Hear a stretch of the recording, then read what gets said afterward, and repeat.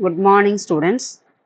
நாம் இந்த வகுப்பில் என்ன பார்க்க போகிறோன்னா, 7th ஸ்டாண்டர்டு சோஷியல் சயின்ஸ் தான் பார்த்துட்ருக்கோம். இது டேர்ம் 1ல் 4th யூனிட்டில் பார்ட் 1 வீடியோ தான் இது. பாடத்தினுடைய தலைப்பு என்னன்னு பார்த்தீங்கன்னா, டெல்லி சுல்தானியம். டெல்லி சுல்தானியம் பார்த்தீங்கன்னா எப்போ வந்துட்டு இந்தியாவுக்கு உள்ளே வராங்க. சுல்தான்னா யாருன்னு பார்த்தீங்கன்னா முஸ்லீம்கள். அதாவது முதல்ல முஸ்லீம்கள் வந்துட்டு இந்தியாவிற்கு வர காரணமாக இருந்தவர்கள் யாரு அப்படின்றதான் இந்த பாடத்தில் நாம் பார்க்க போகிறோம். அதாவது நாம் இப்போ எப்படி பிரிச்சுக்கணும்னு பார்த்தீங்கன்னா, வட இந்தியாவை தென்னிந்தியா, வட இந்தியா, மத்திய இந்தியா, காலம் பார்த்தீங்கன்னா ஏன்ஷியன்ட், மிடிவல், மாடர்ன் இப்படின்ட்டு 3ஆக காலத்தையும் பிரிச்சிருக்கோம். அதுக்கப்புறம் பார்த்தீங்கன்னா இந்தியாவையும் பிரிச்சிருக்கோம். இப்போ நாம சென்ற வகுப்புல நாம இதுக்கு முன்னாடி பார்த்தது வந்து பார்த்தீங்கன்னா, தென் இந்தியாவில் வந்துட்டு யார் எல்லாம் வந்து ஆட்சி புரிஞ்சாங்கன்னு பார்த்தோம். அடுத்தடுத்து யார் வந்தாங்கன்னு சொல்லிட்டு, இப்போ அதே காலகட்டத்துல வட இந்தியாவில் வந்துட்டு யார் வந்துட்டு இது வந்துட்டு இடைக்கால இந்திய வரலாறு தான் நாம படிச்சுட்டு இருக்கோம். இதுக்கு முன்னாடி வந்துட்டு அதாவது 7th ஸ்டாண்டர்ட் முழுவதும் ஆரம்பத்திலிருந்து பார்த்தீங்கன்னா இது 4வது பாடம். இது வரைக்கும் எது இருக்குன்னு பார்த்தீங்கன்னா இடைக்கால இந்தியா தான் இருக்கும். 6ஆம் வகுப்பு முழுவதும் பண்டைய இந்திய வரலாறு இருக்கும். அப்போ நாம ஒன்றை பார்த்ததுன்னு பார்த்தீங்கன்னா நேற்று பார்த்தது வந்துட்டு தென்னிந்தியாவில் வந்துட்டு யாரெல்லாம் ஆட்சி புரிஞ்சாங்கன்னு பார்த்தோம்.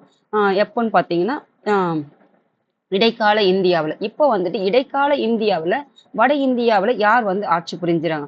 நம்ம எப்படி வந்துட்டு தென்னிந்தியாவிற்கான ஒரு காலக்கோடு வரைஞ்சுக்கிட்டோமோ அதே மாதிரி நான் எல்லா வகுப்புலையும் நான் கொடுத்துட்டு இருக்கேன். சில பேருக்கு வந்துட்டு இதே திரும்ப திரும்ப பார்க்கறது பிடிக்காம கூட இருக்கலாம். அப்படி ஏதாவது இருந்தா சொன்னீங்கன்னா நான் இது காலக்கோடு கொடுக்காம நான் பாடத்துல அப்படியே நான் கொடுத்துட்டு கூட போய் கிளாஸ் எடுத்துடுறேன். ஆனா இது கொஞ்சம் புரியுன்றதுக்காக தான் இந்த காலக்கோடு நான் மீண்டும் மீண்டும் உங்களுக்கு கொடுத்துட்டு இருக்கேன். இது வந்துட்டு வட இந்தியா. எந்த இந்தியாவுன்னு பார்த்தீங்கன்னா வட இந்தியாவினுடைய காலக்கோடு வடக்கு பக்கம் நார்த்து. அப்போ இது வந்துட்டு நம்ம இதுல வந்து 2 பகுதி தான் கொடுத்துருக்கோம். இது வந்துட்டு பண்டைய இந்திய வரலாறும் இதுல இருந்து இது வரைக்கும் இடைக்கால. நாம வந்து படிக்கிறது இடைக்காலம் தான், நவீன மாடர்ன் வந்து படிக்கல. அப்போ இது வரையில நான் உங்களுக்கு. அப்போ ஆரம்ப காலகட்டத்திலிருந்து என்ன வரைக்கும் இடைக்காலம் வரைக்கும் யாரு பார்த்தோம்னு சொல்லிட்டு ஒரு கிளான்ஸ் பார்த்துட்டோம்னா அதுக்கப்புறம் இடைக்கால இந்தியாவை படிக்கிறதுக்கு எளிமையாக இருக்கும். நாம இங்க என்னன்னு பார்த்தோன்னு பார்த்தீங்கன்னா வரலாறுனா என்னன்னு சொல்லிட்டு 6ஆம் வகுப்புல படிச்சிருப்போம். அப்ப வரலாறுனா என்ன, வரலாறுக்கு அப்புறம் வந்துட்டு மனிதர்கள் வந்துட்டு எப்படி வந்துட்டு பூமி உருவாச்சு, மனிதர்கள் எப்படி வந்து பரிணாம வளர்ச்சி அடைஞ்சாங்கன்ட்டு 2வது பாடத்துல வந்து பார்த்திருப்போம். 3வது பாடத்துல நாம என்ன பார்த்திருப்போம்னு பார்த்தீங்கன்னா சிந்துவெளி நாகரிகத்தை பத்தி படிச்சிருப்போம். அப்போ சிந்துவெளி நாகரிகம் எப்போ ஆரம்பமாகுதுன்னு பார்த்தீங்கன்னா கிமு 3வது, அதாவது இங்கதானே வரலாறு தொடங்குது. எப்போ வந்து நம்ம இடைக்கால இந்தியாவில இருந்து தான் வரலாறு தொடங்கப்பட்டதுன்னு ஞாபகம் வச்சுக்கோங்க. அப்போ இங்கிருந்து தான் வந்துட்டு தொடக்க கால வரலாறுன்னும், இதுக்கு முன்னாடி வந்துட்டு பண்டைய கால வரலாறு, இதுக்கு முன்னாடி வந்துட்டு எவிடன்ஸ் மூலயமா தான் நம்ம இப்படி எல்லாம் இருந்தாங்கன்னு நான் சென்ற வகுப்புல ஒவ்வொரு வகுப்புலையும் நான் சொல்லிட்டு இருக்கேன். அப்போ 3வது எதுன்னு பார்த்தீங்கன்னா 3300 இருந்து 1900 வரைக்கும் யார் இருந்திருப்பாங்கன்னு பார்த்தீங்கன்னா சிந்துவெளி மக்கள் வந்து இருந்திருப்பாங்க. சிந்து நாகரிகம் அப்படின்னு சொல்லுவோம். அதுக்கப்புறம் அப்போ இங்கதான் வந்துட்டு வரலாறு தொடங்குது. இங்க வந்து மக்கள் பரிணாம வளர்ச்சி அடையறாங்க. இது வந்துட்டு பாத்தீங்கன்னா சிந்துவெளி நாகரிகம். இப்படி காலக்கோடு போட்டு வச்சுக்கோங்க. அப்போ இவங்களுடைய காலம் கட்டம் பாத்தீங்கன்னா கிமு 3300 இருந்து 1900 வரைக்கும் இருந்திருக்கும். அப்போ இவங்க காலம் முடிஞ்சதுக்கு அப்புறம் யார் வராங்கன்னு பாத்தீங்கன்னா வட இந்தியாவில் ஆரியர்கள் வந்து வருகை புரியுறாங்க. ஆரியர்கள் எங்கிருந்து வராங்கன்னு பாத்தீங்கன்னா மத்திய ஆசியா வந்து மத்திய தரைக்கடல் வழியாக இந்தியாவிற்கு வந்து நுழையிறாங்க, பஞ்சாப் வழியாகன்னு பார்த்தோம். அதுக்கப்புறம் இவங்க வந்து காலம் பார்த்தீங்கன்னா 1900 இருந்து கிமு 600 வரைக்கும் இருந்திருப்பாங்க. அப்போ இந்த கிமு 1900 இருந்து கிமு 1500 வரைக்கும் இந்த இடைப்பட்ட காலங்கள் வந்து வரலாற்றுல வந்து நம்ம அங்க ஒண்ணும் இங்க ஒண்ணுமா கொடுத்திருப்பாங்க. அதை பத்தி முழுமையா கொடுத்திருக்க மாட்டாங்க. அப்போ இதை பத்தி தெரியாம கூட இருந்திருக்கலாம். வரலாற்று ஆதாரங்கள் எதுவும் கிடைக்காம கூட இருந்திருக்கலாம். அப்போ 1500 இருந்து 600 வரைக்கும் கிமு தான் நான் இப்ப சொல்லிட்டு இருக்கேன். ஏன்னா இதெல்லாம் வரலாறு எழுதப்படுவதற்கு முன்னாடி. அப்போ இதை வந்து 2ஆக பிரிக்கிறாங்க. முன்வேத காலம், பின்வேத காலம். வேத காலத்தை முன்வேத காலம் பத்தின ரிக்கு, பின்வேத காலம்னா யஜூர், சாம, அதர்வன என்று 3 வேதங்களும் இதுல இருந்திருக்கும். அப்போ இந்த வேத காலத்துன்னு பாத்தீங்கன்னா மூட நம்பிக்கைகளும் இப்படிதான் வந்துட்டு முன்வேத காலத்துல முன்வேத காலத்துல இருந்திருக்கும். பின்வேத காலத்துல எப்படி இருக்குன்னு பாத்தீங்கன்னா பின்வேத காலத்துல இந்த மக்கள் வந்துட்டு பஞ்சாப்ல இருந்து பாத்தீங்கன்னா கங்கை சமவெளி சமவெளி முழுவதும் பரவி இருப்பாங்க. அங்க பரவும் போது இங்க கிடைக்கப்பட்ட இரும்புகள் வந்து பயன்பாட்டுக்கு வந்து அவங்க உணவை தேடி அலையறாங்க. விவசாயம் வந்து பண்றாங்க. ஏன்னா இவங்க வந்துட்டு எந்த மாதிரினா எரித்து அழித்து சாகுபடி செய்யக்கூடிய விவசாய முறையை தான் வந்து பின்பற்றி பாருங்க. யாருன்னு பாத்தீங்கன்னா இந்த வேதகால மக்கள் வாழ்ந்த காலத்துல. அப்படி வந்துட்டு இவங்க நகரும் போது இந்த கங்கை சமவெளியில அப்படி அரித்து எடுத்து அதாவது அந்த எடுக்கிற இடத்த வந்து அழிச்சிட்டு அதை எரிச்சு அதுக்கப்புறம் சாம்பலாக்கி அதனுடைய உரமா பயன்படுத்தி விவசாயம் பண்ணுவாங்க. இப்படி ஒவ்வொரு இடமா நகரும் போது அங்க கிடைக்கப்பட்ட இரும்பினால வந்து அதனால அவங்களுக்கு வந்துட்டு ஒரு கைத்திறன்கள்லாம் வந்துட்டு உற்பத்தி ஆகுது. இப்படி கொஞ்சம் அறிவு வந்து மக்களுக்கு வரும்போது காலகட்டம் எதுன்னு பாத்தீங்கன்னா இந்த கிமு 600ல. அப்போ கிமு 600ல யார் வரும் பார்த்தோம்னா மாபெரும் சிந்தனையாளர்கள் இருவரும் பார்த்திருப்போம். யாருன்னு பார்த்தீங்கன்னா அப்படிப்பட்ட சிந்தனையாளர்கள் மகாவீரரும் புத்தரும் படிச்சிருப்போம். அப்போ இங்க இருக்கிற மக்களுக்கு வந்துட்டு என்ன வந்து அறிவுபூர்வமான சிந்தனைகள் வந்து இந்த சிந்தனையாளர்கள் விதிக்கிறதுனால மக்கள் கொஞ்சம் என்ன செய்யறாங்கன்னு பார்த்தீங்கன்னா கொஞ்சம் வந்துட்டு சிந்திக்கக்கூடிய அளவுக்கு வந்து வர்றாங்க. அப்படி வரும்போது பார்த்தீங்கன்னா குடித்தலைமையில இருந்து பேரரசு வரை என்ற ஒரு பாடம் வந்து உங்களுக்கு கொடுத்திருப்பாங்க.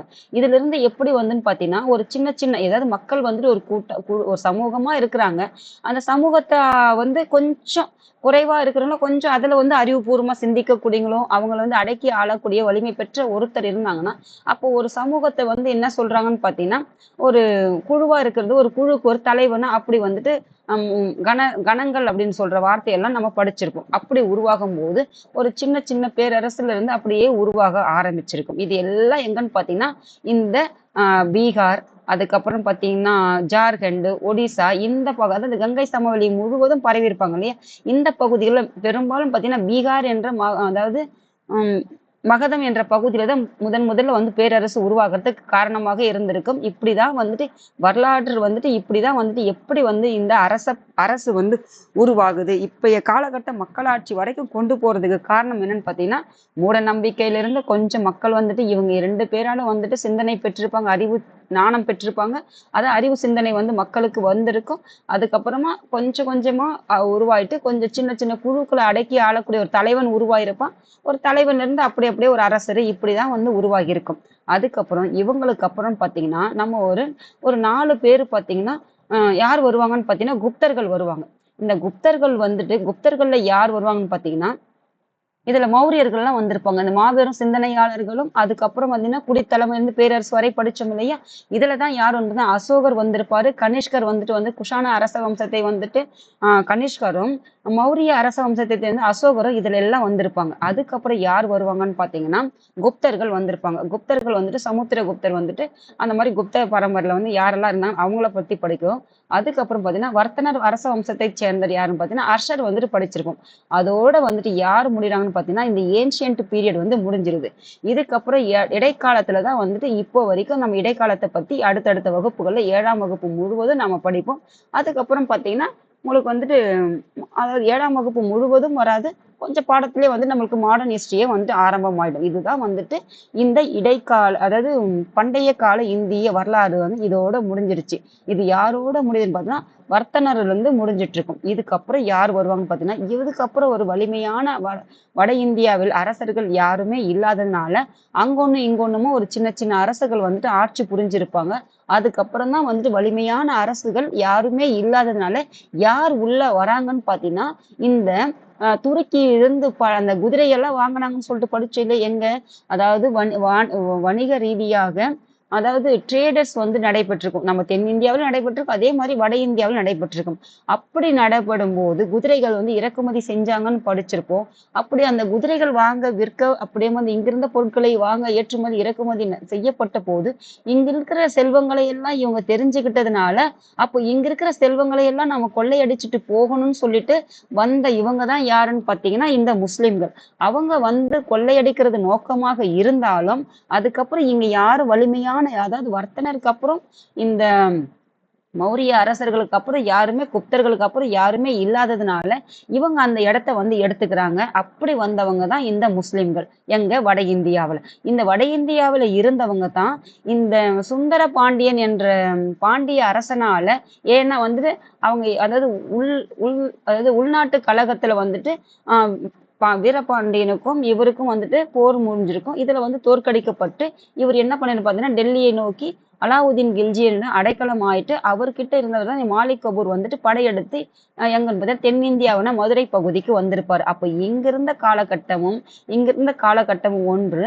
அப்போ அங்கிருந்து இந்த முஸ்லிம்கள் தென்னிந்தியாவிற்கு வர காரணமான யாருன்னு சொல்லிட்டு சென்ற வகுப்புல நாம படிச்சிருக்கோம். இதுதான் வந்துட்டு இந்த ஏன்ஷியன்ட் ஹிஸ்டரியோட முடிவு. இப்போ நாம என்ன பார்க்க போறோம்னு பாத்தீங்கன்னா, இந்த மிடிவல் ஹிஸ்டரியோட எங்கிருந்து ஆரம்பமாகுதுன்னு இந்த பாடத்துல நாம இதுக்கு முன்னாடி பாடத்துல என்ன படிச்சுன்னு ஒரு கிளான்ஸ் ஒண்ணு படிச்சிட்டீங்கன்னா அதுக்கப்புறம் உங்களுக்கு எளிமையாக இருக்கும். நான் பாடத்தின் இந்த தலைப்புல மட்டும் உங்களுக்கு சொல்றேம்மா, பார்த்துக்கோங்க. ஞாபகம் நான் ஏன்னா எல்லா சென்ற வகுப்புல எல்லாம் உங்களுக்கு டீட்டெயில்டா நல்லாவே கொடுத்துருப்பேன். அது உங்களுக்கு புரியும்னு நினைக்கிறேன். பாருங்க. ஏன்னா திரும்ப திரும்ப நம்ம அதையே பார்த்துட்டு இருந்தா நிறைய நேரமும் எனக்கு எடுத்துக்குது. உங்களுக்கும் அது கேட்கறதுக்கு கொஞ்சம் ஒரு ஆர்வமும் இருக்காது. பாருங்க. இடைக்காலத்துல இந்திய வரலாற்று ஆதாரங்கள் என்னெல்லாம் கிடைச்சது, கோவில் இதெல்லாம் ஒரு ஆதாரங்களா வைக்கிறாங்க. இது அந்த ஆதாரங்கள் மட்டுமே முதல் பாடத்துல கொடுத்திருப்பாங்க. எந்த மாதிரி ஆதாரங்கள்லாம் கிடைச்சதுன்னு சொல்லிட்டு. இரண்டாவது பாடத்துல யாரு கொடுத்திருக்காங்கன்னு பாத்தீங்கன்னா, வட இந்தியாவில புதிய அரசுகள் இப்போதான் உருவாகுது. எந்த காலகட்டம்? இடைக்காலகட்டம். இடைக்காலகட்டம்னா எப்பன்னு நினைச்சுன்னா கிபி 700. கிபி 700ல இடைக்காலத்துல வந்துட்டு அரசு வந்து உருவாகுது. புதிய அரசுகளின் தோற்றம் வந்துட்டு கிபி 700. நம்ம இதே கிமு 600ல தான் வந்துட்டு மகாவீரரும் புத்தரும் வந்து தோன்றியிருப்பாங்க. இது கிபி 700. 600 முடிஞ்சு 700க்கு வந்துட்டோம்.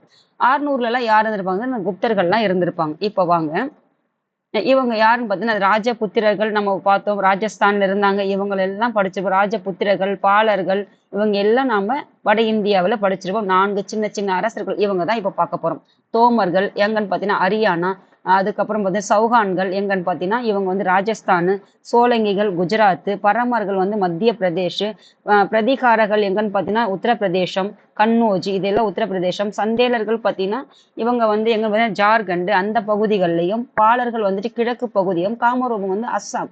இந்த பகுதிகள்லாம் இந்த சின்ன சின்ன அரசுகள் யாருன்னு பார்த்தீங்கன்னா சௌகான்கள், தோமர்கள், சோலங்கிகள், பரமாரர்கள், பாலர்கள், அதுக்கப்புறம் சந்தேலர்கள், பிரதிகாரர்கள். இப்படி சின்ன சின்ன அரசராக சின்ன சின்ன அரசுகளாக வந்துட்டு என்ன பண்ணிருப்பாங்கன்னு பார்த்தீங்கன்னா ஆண்டிருப்பாங்க. அப்போ இந்த காலகட்டத்துல யாருமே வலிமையா இருக்காங்களா? இல்ல வட இந்தியாவுல. அப்போ அப்படிதான் வந்துட்டு இந்த குதிரைப்படை வீரர்கள் வந்துட்டு வட இந்தியாவை நோக்கி படையெடுத்து வரும்போது யாருமே கொள்ளையடிக்கிறது நோக்கமாக தான் வந்திருப்பாங்க. ஆனா இங்க யாருமே வலிமை கிடையாது. சின்ன சின்ன இடத்துல அவங்க கொஞ்சம் யார் இங்க இருக்கிற மக்கள் ஒரு 1000 பேர் இருக்காங்கன்னா 1000த்துல ஒருத்தர் வந்து வலிமையா இருக்குன்னு அவர் வந்து இந்த மக்களை வந்து ஆட்சி செய்யறாரு. அதே மாதிரி இந்த பகுதிக்கு எல்லா பகுதிகளுக்கும் இந்த சின்ன சின்ன அரசர்கள் வந்து ஆட்சி செய்யறதுனால வலிமையே இல்லாததுனால இவங்க கொஞ்சம் வலிமையான படைகளோடு குதிரை படைகளா இருக்கிறதுனால இவர்களை தாக்கி என்ன செய்யறாங்கன்னு பாத்தீங்கன்னா, ஏன்னா இவங்க வர்றது வந்து 11ஆம் நூற்றாண்டு. ஆனா 12ஆம் நூற்றாண்டு தான் இதுதான் வந்து கங்கை சமவெளி. நம்ம படிச்சோம் இல்லையா கங்கை சமவெளி எங்க இருக்குன்னு அப்படியே நான் உங்களுக்கு கொடுத்துருந்தேன். எங்கன்னு தெரிஞ்சுக்கோங்க. நான் ஏன்னா எல்லா வகுப்புலையும் கொடுத்துருப்பேன். இருந்தாலும் இங்க தெரிஞ்சுங்க. இதுதான் வந்து கங்கை நதி. இப்போ இந்த ஃபுல்லா இது என்ன சொல்றாங்க பார்த்தீங்கன்னா இதெல்லாம் கங்கை சமவெளி. இந்த பகுதிகள்ல இருந்தா இவங்க வந்து பரவி இருப்பாங்க. அப்போ இதுல வந்து செல்வ செழிப்பு மிக்க பகுதிகளாக இருந்ததுனால இங்க இருக்கிற எல்லாரையும் அழிச்சிட்டு இவங்க வந்திருப்பாங்க. யாருன்னா இந்த முஸ்லிம்கள். இந்த முஸ்லிம்கள் தான் வந்துட்டு நம்ம என்னன்னு படிக்கிறோம்? டெல்லி சுல்தானிய அப்படின்ற தலைப்புல படிக்கிறோம். இவங்க வர்றதுக்கு எப்படி காரணம்னு பார்க்கலாம்.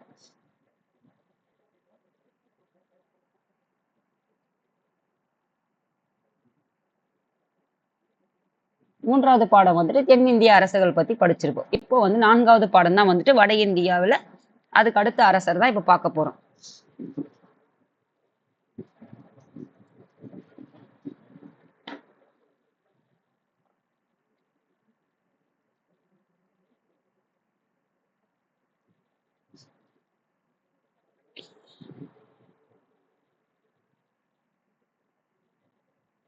பாருங்க, டெல்லி சுல்தானியம் கற்றலை நோக்கம் பாருங்க. டெல்லியை தலைநகராக கொண்டு இந்தியாவை ஆட்சி செய்த பல்வேறு வம்சாவளிகளைச் சேர்ந்த துருக்கிய சுல்தான்கள். அதாவது துருக்கி நாட்டிலிருந்து வந்த சுல்தான்கள்னா யாருன்னா முஸ்லிம்கள் தான் வந்துட்டு வட இந்தியாவில டெல்லியை ஆட்சி செஞ்சிருப்பாங்க. அதாவது ஒரே ஒரு வம்சாவளி கிடையாது. பல்வேறு வகையான வம்சாவளிகள். எப்படி நம்ம சேர சோழ பாண்டியர்கள்னால அந்த மாதிரி வந்துட்டு பல்வேறு அரச வம்சாவளியை சேர்ந்தவங்க தான் இந்த டெல்லியில வந்து ஆட்சி புரிஞ்சிருப்பாங்க. அதுக்கப்புறம் பார்த்தீங்கன்னா, அவர்களின் ராணுவ படையெடுப்புகள் இந்தியாவுல வந்து எப்படி வந்து ராணுவ படையெடுப்புகள் வந்து நடத்தியிருப்பாங்க. அந்த படையெடுப்பின் மூலம் வந்துட்டு இந்தியாவுல வந்து கைப்பற்றி, அந்த இடத்த வந்துட்டு எப்படி வந்து இறையாண்மை மிக்க விரிவாக்கம் செஞ்சிருப்பாங்க.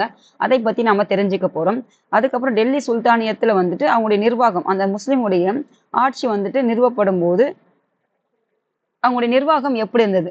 அதுக்கப்புறம் பார்த்தீங்கன்னா, அவங்களுடைய காலகட்டத்துல கலைனா வந்துட்டு இசை, அதாவது இசை, அதுக்கப்புறம் ஓவியம், இந்த மாதிரியான கலைகள், இது இந்த மாரி கலைகளுக்கும், கட்டடக்கலைன்னு பார்த்தீங்கன்னா, அரண்மனைகள், கோட்டைகள், ஸ்தூபிகள், கட்டிடங்கள், இந்த மாதிரியான கட்டடக்கலைக்கு வந்து எப்படி வந்து அவங்களுடைய பங்காற்றிருப்பாங்கன்னு அத பத்தி இந்த பாடத்துல நாம தெரிஞ்சுக்க போறோம்.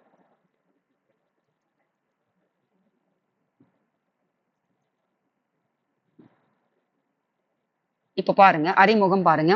11ஆம் நூற்றாண்டில் வட இந்தியாவை கொள்ளையடித்த துருக்கிய குதிரைப்படை வீரர்கள் அடுத்த நூற்றாண்டில் கங்கை சமவெளியை தங்கள் அரசியல் ஆதிக்கத்தின் கீழ் கொண்டு வருவதில் வெற்றி பெற்றோம்.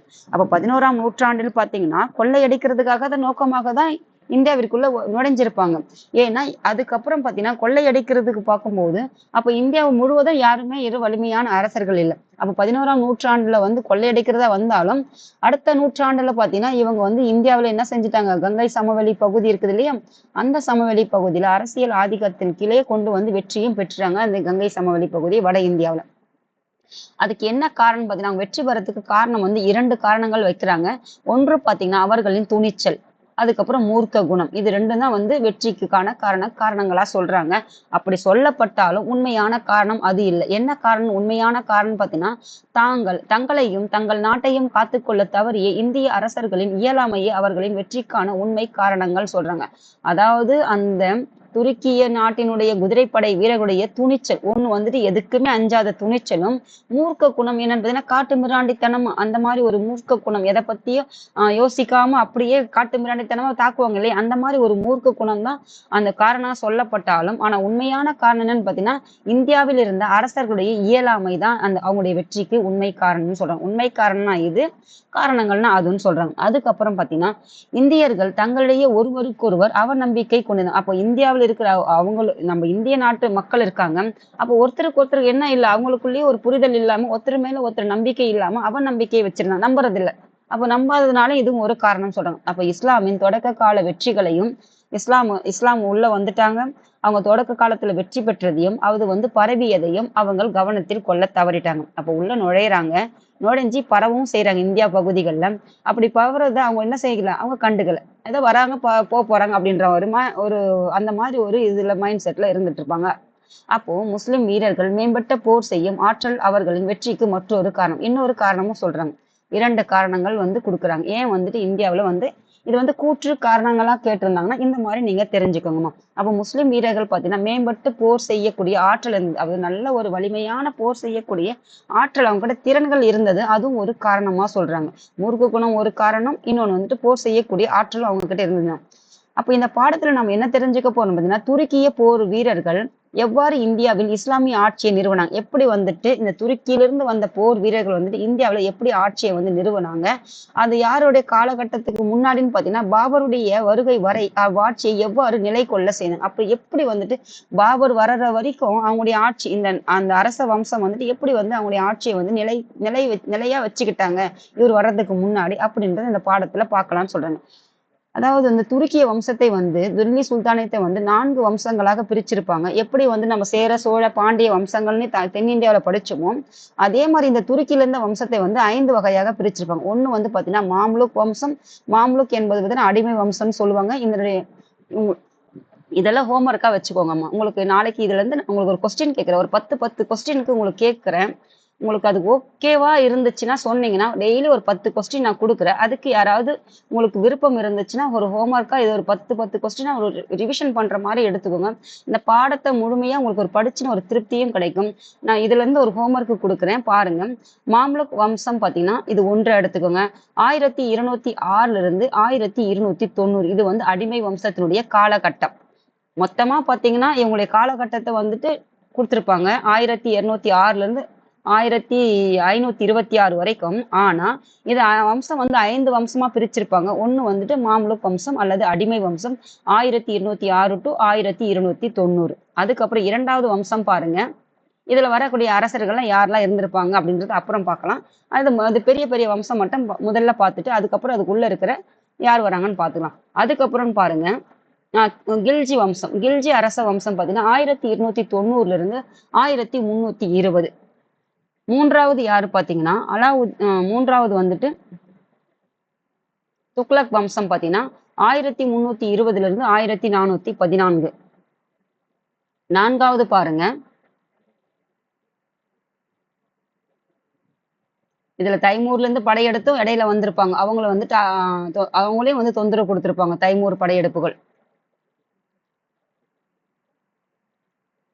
அதுக்கப்புறம் பாருங்க, சையது அரச வம்சம் வந்துட்டு 1414 இருந்து 1451 வரைக்கும். ஐந்தாவது யாருன்னு பார்த்தீங்கன்னா லோடி அரச வம்சம் 1451 இருந்து 1526. இதோட பார்த்தீங்கன்னா இந்த 5 அரச வம்சங்களும் நிறைவுடுது. இவங்க அதுக்கப்புறம் வந்து இவங்களால தோற்கடிக்கப்பட்டதான் எந்த வம்சம் வரும் பார்த்தீங்கன்னா பாபரால் வரும். இதுதான் வந்து நம்ம யாரை பத்தி படிப்போம்னு பார்த்தீங்கன்னா டெல்லி சுல்தானுங்க முகலாயர்கள் வந்து படிப்போம். பாருங்க, இந்த டெல்லி சுல்தானியம்னா வந்து முஸ்லிம்கள், இவர்களும் முஸ்லிம்கள் தான். ஆனா வந்துட்டு இவருக்கு வந்து முகலாய பேரரசுன்னு சொல்றாங்க இவங்க வந்து டெல்லி சுல்தானியம், இவங்க வந்து முகலாய பேரரசு நிறுவியவர் யாருன்னா பாபர்னு சொல்லியிருப்பாங்க. இதோட இந்த பாடம் வந்துட்டு இவரோட நிறைவடைஞ்சது. நம்ம பார்ட் 2 வீடியோல இவங்களெல்லாம் படிக்கலாம். இப்ப பார்ட் 1ல மட்டும் 2 பேரை மட்டும் பத்தி படிக்கலாமா? பாருங்க,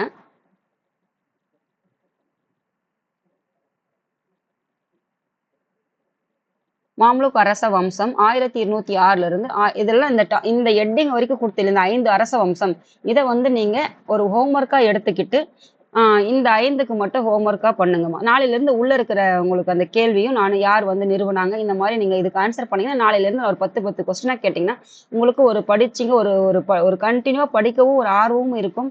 யாராவது ஒருத்தர் கேள்வி கேட்டாதானே ஒரு பதில் சொல்றதுக்கு நமக்கு அதுக்கான வேலைகளையும் செய்வோம்.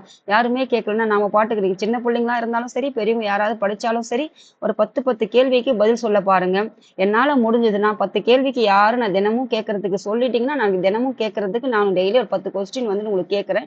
10 கொஸ்டினுக்கு யார் வந்துட்டு அதுக்கு டெய்லி ஆன்சர் பண்றீங்களோ அவங்களுக்கு என்னால முடிஞ்ச உங்களுக்கு ஒரு சின்ன சின்ன கிஃப்ட் கூட உங்களுக்கு நான் அனுப்பி வைக்கிறேன். முடிஞ்ச அளவுக்கு இதெல்லாம் எதுக்காகன்னு பாத்தீங்கன்னா உங்களுக்கு வந்து படிக்கிறன்ற ஆர்வத்தை கொடுக்கறதுக்காக மட்டுமே, வேற எந்த நோக்கம் கிடையாது. ஒருத்தர் பார்த்தாலும் சரி, 10 பேர் பார்த்தாலும் சரி, எனக்கு என்னுடைய வேலையை நான் செய்ய தான் போறேன். அதுக்காக தான் இந்த சேனலையே நான் ஆரம்பிக்கப்பட்டது. நோக்கமே என்னன்னா யாருக்கோ புரியாதவங்களுக்கு போய் சேரட்டும், என்னால என்ன கொடுக்க முடியுமோ, எனக்கு என்னெல்லாம் தெரியணும்னு சொல்லணும்னு நினைக்கிறோம். அதுக்காக தான் என்னால சொல்லக்கூடிய விஷயத்தையும் என்னால உங்களுக்கு சொல்லி கொடுக்கக்கூடிய விஷயத்துக்காக நோக்கத்திற்காக தானே ஒழிய அது யார் ஒருத்தரா இருந்தாலும் போகணும். இதுல இருந்து நான் உட்கார்ந்து சம்பாதிக்கிறதுக்கோ அதுல இருந்து நான் எடுக்கிறதுக்கோ அந்த ஒரு எண்ணமே துளி கூட எனக்கு இந்த நோக்கத்துக்காக ஆரம்பிக்கப்பட்டது கிடையாது. யாருக்கோ ஒருத்தருக்கு போய் சேர்ந்தா கூட அதுவே போதுமானது அப்படின்ற நினைச்சுதான் இந்த சேனலுக்கு நான் கொடுத்துருக்கேன். எனக்கு தெரிஞ்சது உங்களுக்கு புரியுதா? புரியலனாலும் ரொம்ப அதிகமான நேரம் எடுத்து எதுவா இருந்தாலும் சொல்லுங்க. அதுக்கு தகுந்த மாதிரி நான் மாத்தி கூட உங்களுக்கு ஏற்றாற் போல நான் வந்து வகுப்பு கூட கொடுக்குறேன். எந்த பாடம் வேணும்னாலும் எந்த சப்ஜெக்ட் உங்களுக்கு வேணும்னு சொன்னீங்கன்னா கூட அதுக்கு தகுந்த மாதிரி நான் உங்களுக்கு எடுத்து கொடுக்குறேன். இப்போ வந்துட்டு ஒரு 5 கொஸ்டின் இந்த அரச வம்சத்துடைய காலகட்டத்துக்கு மட்டும் கொடுக்க. நாளைக்கு வந்து பாத்தீங்கன்னா இந்த உள்ள இருக்கிறவங்கள பத்தி நான் உங்களுக்கு அந்த காலகட்டம் அதை மட்டும் தெரிஞ்சுக்க. அதுக்கப்புறம் நம்ம உள்ள வந்துட்டு கொஞ்சம் நம்ம எந்த நூற்றாண்டு அந்த மாதிரி என்னென்னு பார்க்கணும். டீட்டெயிலாக ஒரு கொஸ்டின் ஆன்சரோட 10 கேள்விகள் நம்ம ஆரம்பிச்சு வச்சோம்னா உங்களுக்கு வந்து அது எக்ஸாம் வரைக்கும் பார்த்தீங்கன்னா ஒரு 10 கொஸ்டின் ஒரு நாளைக்கு ஒரு 10 கொஸ்டின்னா அப்போ 2வது நாள் ஒரு 10 கொஸ்டின், அப்போ கடைசியா அது முடிக்கும் போது 10. அப்போ ஒரு பாடத்துல இருந்து ஒரு 30 கொஸ்டின் படிச்சினா கூட அந்த பாடத்திலேயே ஒரு ஓவர்வியூ நல்ல ஒரு கிளான்ஸ் வந்து உங்களுக்கு கிடைச்சிடும். அப்போ இதுக்கு நீங்க சரின்னு சொன்னீங்கன்னா நான் டெய்லியும் உங்களுக்கு ஒரு 10 கொஸ்டின் வந்து கேட்கறேன். இந்த பாடத்துக்கு கீழே நீங்க 10 கொஸ்டின் ஆன்சர் பண்ணீங்கன்னா உங்களுக்கு வந்துட்டு ஒரு சின்ன பரிசு கூட நான் உங்களுக்கு அனுப்பி வைக்கிறேம்மா. பாருங்கம்மா, இந்தியாவில் முஸ்லிம்களின் ஆட்சி முகமது கோரியால் கிபி 12ஆம் நூற்றாண்டில் நிறுவப்பட்டது. அப்போ 11ஆம் நூற்றாண்டில் கொள்ளையடிக்கிறதுக்காக தான் வந்திருப்பாங்க. நோக்கம் என்னன்னு பார்த்தீங்கன்னா 11ஆம் நூற்றாண்டுல இந்தியாவில் இருந்த செல்வங்களை வந்து சுரண்டி கொள்ளையடிக்கிறதா நோக்கம். ஆனா 12ஆம் நூற்றாண்டுல வந்துட்டு ஆட்சியை நிறுவிடுறாங்க இந்தியாவில். யாருன்னு பார்த்தீங்கன்னா முஸ்லிம் ஆட்சி இதுதான் வந்து முஸ்லிம்களுடைய ஆட்சி உள்ள இந்தியாவில் நுழையிறதுக்கு இதான் வந்து முதல்ல இந்தியாவில் வர்றாங்க. அவர் காரணம் யாருன்னு பார்த்தீங்கன்னா முகமது கோரி. எந்த நூற்றாண்டுனா 12ஆம் நூற்றாண்டு. அவருக்கு மகன்கள் யாரும் இல்லாததுனால பண்டகன்னா என்னன்னு பொருள் பார்த்தீங்கன்னா இராணுவத்துல வேலை செய்யறதுக்காக விலைக்கு வாங்கப்பட்ட அடிமைகளை குறிக்கக்கூடிய பாரசீக சொல். இங்க பாருங்க, பண்டகன் பாரசீக சொல். இப்படி ஒரு க்ளூ வச்சு நீங்க வச்சுக்கிட்டீங்கன்னா உங்களுக்கு வந்துட்டு மறக்காது. அப்போ பண்டகன் பாரசீக சொல். அப்ப பண்டகன் பாரசீக சொல்னா அது யாருன்னு பாத்தீங்கன்னா விலைக்கு வாங்கப்பட்ட ஒரு அடிமை. எந்த வேலை செய்யுதுன்னா ராணுவ பணிக்கு, அவ்வளவுதான் தெரிஞ்சிச்சு. ஏன்னா ஒரு தனி வகை அடிமைகளை பேணியன். அவருக்கு வந்து மகன் கிடையாது. அந்த அடிமை தான் வந்துட்டு இப்போ வருவார். அவரது மாகாண அளவில் ஆளுநர்களாக பதவியில் அமர்த்தப்பட்டு பின்னர் சுல்தான் எனும் நிலைக்கு உயர்த்தப்பட்டனர். அப்போ இவருக்கு மகன்கள் கிடையாது. அந்த அந்த அடிமைகள்லாம் இருக்காங்களே, ராணுவ வேலை செய்யறதுக்காக வாங்கப்பட்ட அடிமைகள், அது காசு கொடுத்து அவர் வாங்கியிருப்பாரு. அப்படி வாங்கப்பட்ட அடிமைகளை என்ன செஞ்சிருப்பாருன்னா அவர் கைப்பற்றினார் இல்லையா, அங்கங்க மாகாணங்கள்லாம் பிரிச்சு வச்சிருப்பாரு இல்லையா, அந்த மாகாணத்திற்கு நியமிக்கிறவங்க தான் ஒரு ஆளுநர். அந்த ஆளுநர்களை ஒரு பணி அமர்த்தப்படும் போது ஆளுநராக நியமிச்சிருப்பாங்க. இப்ப எப்படி நம்ம தமிழ்நாட்டுல ஆளுநர் இருக்காங்க, எல்லா மாநிலங்கள்லாம் ஆளுநர் இருக்காங்க, அதே மாதிரி இப்ப எப்படி தமிழ்நாட்டு ஒரு ஸ்டேட்டுக்கு ஆளுநரா இருக்காங்களோ அதே மாதிரி ஒரு மாகாணமும் ஒரு இடத்த வந்து மாகாண அளவில் நம்ம படிச்சுல நாடு மாகாணம் இப்படின்னு சொல்லிட்டு, அப்போ அந்தந்த மாகாணத்திற்கு வந்து ஒரு ஆளுநராக நியமிச்சுட்டு அதுக்கப்புறம் என்னவோ வந்துட்டு உயர்த்துறாங்க பதவின்னு பார்த்தீங்கன்னா சுல்தான் என்ற ஒரு நிலைக்கு வந்து உயர்த்தப்படுறாங்க இந்த ஆளுநர்கள். அந்த ஆளுநர்கள் யாருன்னு பார்த்தீங்கன்னா அந்த இராணுவத்தினுடைய வேலைக்காக வாங்கப்பட்ட அடிமைகள் என்று சொல்றாங்க. அதுக்கப்புறம் பாத்தீங்கன்னா 1206 கோரியின் இறப்பிற்கு பின்னர், அப்ப முகமது கோரி வந்து பாத்தீங்கன்னா 1206 வந்து இறந்துடுறாரு. அவர் இறந்ததுக்கு அப்புறம் அவர் இருக்கும்போது செய்தது ஒரு ஆளுநர்களை நியமிச்சு அதுக்கப்புறம் சுல்தானாக உயர்த்திருப்பாரு, பதவி உயர்வு. அதுக்கப்புறம் 1206 இறந்ததுக்கு அப்புறம் எப்படி வந்து மாறுதுன்றதான் இப்ப பார்க்க போறோம். அவரின் அடிமையானது யாருன்னு பாத்தீங்கன்னா குத்புதீன் ஐபக் இந்தியாவில் இருந்த துருக்கிய பகுதிகளுக்கு அரசரான தன்னை அறிவித்து கொண்டார். அவர் வந்து யாரும் அவரை அறிவிச்சு உட்கார வைக்கல. அவரே வந்து யாரும் இல்லாததுனால அப்ப இருந்திருப்பாங்க, அடிமைகள் இருந்திருப்பாங்க. அந்த அடிமையில கொஞ்சம் வலிமையான ஒருத்தர் இருந்திருப்பாங்க இல்லையா, அந்த மாதிரிதான். அப்போ குத்புதீன் ஐபக் பாத்தீங்கன்னா இந்தியாவில் துருக்கியர்களை கைப்பற்ற பகுதி இருக்குது, அந்த பகுதிகளுக்கு அரசராக அவர் வந்து அறிவிச்சுக்கிட்டாரு. அப்போ அவர் வந்து அடிமை தானே, வாங்கப்பட்ட அடிமை தானே. அப்போ அடிமை வம்சத்தின் அடிக்கல்லை நாட்டியவர் யாருன்னு கேட்டா குத்புதீன் ஐபக். அப்போ அடிமை வம்சத்திற்கான அடிக்கல்லை நாட்டியவர் யாரு கொஸ்டின் கேட்டாங்கன்னா குத்புதீன் ஐபக். ஆனா முஸ்லிம் அரசு தோற்றுவதற்கு காரணம் யாருன்னு பாத்தீங்கன்னா முகமது கோரி தான் வந்து துவங்கி இருப்பாரு. ஆனா அடிமை வம்சம் யாருன்னு பாத்தீங்கன்னா குத்புதீன் ஐபக். இது ரெண்டுத்துக்குள்ளான கொஸ்டின் நீங்க இது முக்கியமா கேட்கக்கூடியது. ஏன்னா இது குழப்பக்கூடிய கொஸ்டின் இது, அதனால இங்க கொஞ்சம் தெளிவா நீங்க படிச்சு வச்சுக்கோங்கம்மா. அடிமைனா யாருன்னு பாத்தீங்கன்னா ஐபக் அப்படின்னு ஞாபகம் வச்சுங்க. அப்போ அடிமை வம்சத்தின் அடிக்கல்லை நாட்டியவர். அப்போ இவ்வரச மரபு பாத்தீங்கன்னா மாம்லுக் என்ற அரச மரபென்றும் அழைக்கப்பட்டது. அதாவது மாம்லுக்னா என்னன்னு பார்க்கும். மாம்லுக் என்னும் அராபிய வார்த்தைக்கு அடிமை என்று பொருள். உங்களுக்கு எப்படி மறக்குதுன்னா பாருங்க, அங்க பாருங்க, பண்டகன்னா பாரசீக சொல், பா அப்படி வரிசை வருதுங்களா. அதே மாதிரி பாத்தீங்கன்னா அடிமைன்னா பாத்தீங்கன்னா அராபிய மொழிச்சொல். எந்த மொழிச்சொல்னா அடிமை அராபிய மொழிச்சொல். ஏன்னா வந்து அரேபியால இருந்து தானே வந்தாங்க அவங்க, அதனால அந்த நாட்டுடைய மொழியினுடைய சொல்லுதான் வந்து அடிமை. அதான் மாம்லுக் என்பது அவங்களுடைய சொல். இதுக்கு தமிழ்ல தான் வந்து அடிமை என்று பொருள். அப்படி அதுக்கப்புறம் பாத்தீங்கன்னா குத்புதீன் ஐபக், அப்புறம் சம்சுதீன் இல்துமிஸ், அதுக்கப்புறம் கியாசுதீன் பால்பர் ஆகிய மூவரும் வம்சத்தைச் சேர்ந்த 3 மாபெரும் சுல்தான்கள் ஆவர். அப்போ அடிமை வம்சத்தினுடைய 3 சுல்தான்கள் யாருன்னு பாத்தீங்கன்னா, ஒன்று வந்து இவர் தான் நிறுவி இருப்பாரு. அப்போ இவர் ஒரு அரசரு குத்புதீன் ஐபக், இரண்டாவது வந்து சம்சுதீன் இல்துஸ்மிஸ், அதுக்கப்புறம் மூன்றாவது யாருன்னு பாத்தீங்கன்னா கியாசுதீன் பால்பன். 3 பேரும் வந்துட்டு இந்த அடிமை வம்சத்தினுடைய மாபெரும் சுல்தான்கள் சொல்லணும். அப்போ அடிமை வம்சத்தின் இத்துணை கண்டத்தை 84 ஆண்டுகள் ஆட்சி புரிந்தனர். இந்தியா என்பது ஒரு துணை கண்டம் தானே, இந்தியா ஒரு சப்கான்டினென்ட் நம்ம படிச்சிருப்போம். ஏன் அப்படி படிச்சிருந்தோம், நம்ம புவியியல் பாடம் படிக்கும் போதே உங்களுக்கு சொல்லியிருப்பேன். அந்த துணை கண்டத்தை வந்து எத்தனை ஆண்டுகள் இந்த அடிமை வம்சம் வந்து ஆட்சி புரிஞ்சாங்கன்னா 84 ஆண்டுகள் வந்து ஆட்சி புரிஞ்சாங்கன்னு சொல்றாங்க. அப்போ முதல்ல யாரை பத்தி கொடுத்துருக்காங்கன்னு பாத்தீங்கன்னா, இதெல்லாம் உங்களுக்கு நீங்க சரின்னு சொன்னீங்க, நாளைல இருந்து இதுக்கெல்லாம் உங்களுக்கு கொஸ்டின் கேட்கிறேன். குத்புதீன் ஐபக் 1206 இருந்து 1210, கிட்டத்தட்ட எத்தனை ஆண்டுகள் பாத்தீங்கன்னா 4 ஆண்டுகள் தான் வந்து இவர் ஆட்சி புரிகிறார். அப்போ குத்புதீன் பாத்தீங்கன்னா லாகூரை தலைநகராக கொண்டு தனது ஆட்சியை வந்து தொடங்கியிருப்பாரு. குத்புதீன் எங்கன்னு பாத்தீங்கன்னா லாகூர் எங்க இருக்குன்னு பாத்தீங்கன்னா பாகிஸ்தான்ல இருக்கும். தற்போது எங்க இருக்குதுன்னு பாத்தீங்கன்னா இந்த இடம் வந்துட்டு பாகிஸ்தான். அப்போ வந்து இந்தியாவில் தான் இருந்திருக்கும். அப்போ குத்புதீன் லாகூரை தலைநகராக கொண்டு தனது ஆட்சியை தொடங்கியிருப்பாரு. பின்னர் தனது தலைநகரை டெல்லிக்கு மாற்றிருப்பார். அப்போ ஃபர்ஸ்ட் ஆரம்பிக்கும் போது அடிமை வம்சம் எங்கன்னு பாத்தீங்கன்னா லாகூர், அதுக்கப்புறம் டெல்லியின் 2வது தலைநகர் ஞாபகம் வச்சுக்கோங்க. அதுக்கப்புறம் டெல்லியில் ஆட்சி புரிந்தவரை செயல்திறன் மிக்கவராக செயல்பட்டு பல புதிய பகுதிகளை கைப்பற்றார். அப்போ டெல்லியில ஆட்சி புரியும் போது எந்த மாதிரினா நிறைய நல்ல ஒரு செயல்திறன் மிக்கவராக வந்து செயல்பட்டு புதிய பகுதிகளை எல்லாம் நிறைய பல பகுதிகள் எல்லாம் கைப்பற்றினாருன்னு சொல்றாங்க. அப்படி கைப்பற்றின பின்னாடி கலகங்களையும் ஒடுக்கியிருப்பாரு. அது ஏன்னா நல்ல வலிமையா செயல்பட்டிருக்காருன்னு சொல்றாங்க. அப்போ மத்திய மற்றும் மேற்கு சிந்து கங்கை சமவெளி பகுதிகளுக்கு வட இந்தியா தானே தலைமையேற்று படை நடத்தி பல பகுதிகளுக்கு கைப்பற்றுவார். இப்போ கங்கை சமவெளி இருக்குதுன்னு பாருங்க. சிந்து கங்கையில சிந்து பகுதி, சிந்து தான் இந்த பக்கம் மேல இருக்குது. இந்த பக்கம் மேப் காமிக்கிறேன்.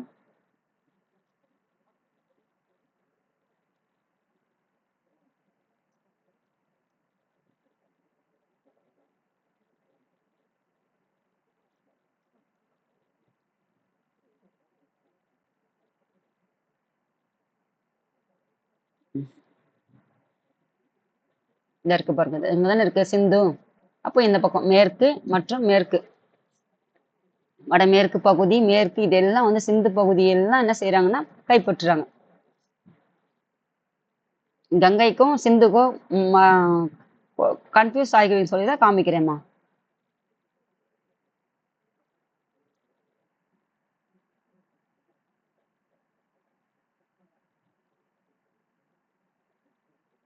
அதுக்கப்புறம் பாருங்க,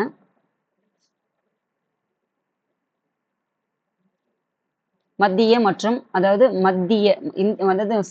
சிந்து பகுதியுடைய மத்திய மற்றும் மேற்கு சிந்து மற்றும் கங்கை சமவெளி, இந்த மேற்கு சிந்து பக்கம், அதுக்கப்புறம் கங்கை சமவெளி பகுதிகளுக்கு வட இந்தியாவை தானே தலைமையேற்று படை நடத்தி சென்று பல பகுதிகளை கைப்பற்றி, அதுக்கப்புறம் பார்த்தீங்கன்னா கீழே கங்கை சமவெளி பீகார், இங்க பாருங்கம்மா இதனே கங்கை பகுதி. அப்போ மேற்கு இந்த பக்கம் முழுவதும், அப்போ இந்த கீழே இருக்கிறதுன்னு பார்த்தீங்கன்னா பீகாரு, மேற்கு வங்காளம், ஜார்க்கண்டு, இந்த பகுதிகளையும் வந்துட்டு கைப்பற்றுறான்னு சொல்றாங்க. முதல்ல வந்துட்டு மேல இருக்கிற பகுதிகளில், அப்புறமா இங்க வந்து சிந்து நதி பகுதிகளில், அதுக்கப்புறம் இந்த கங்கை சமவெளி. இப்போ வந்துட்டு கீழ்ப்பக்கம் சொல்ல, அந்த கங்கை இப்படி ஓடுதுன்னா அந்த கங்கைக்கு கீழே இருக்கிற பகுதி அது வந்து மேல இருக்கிற பகுதி.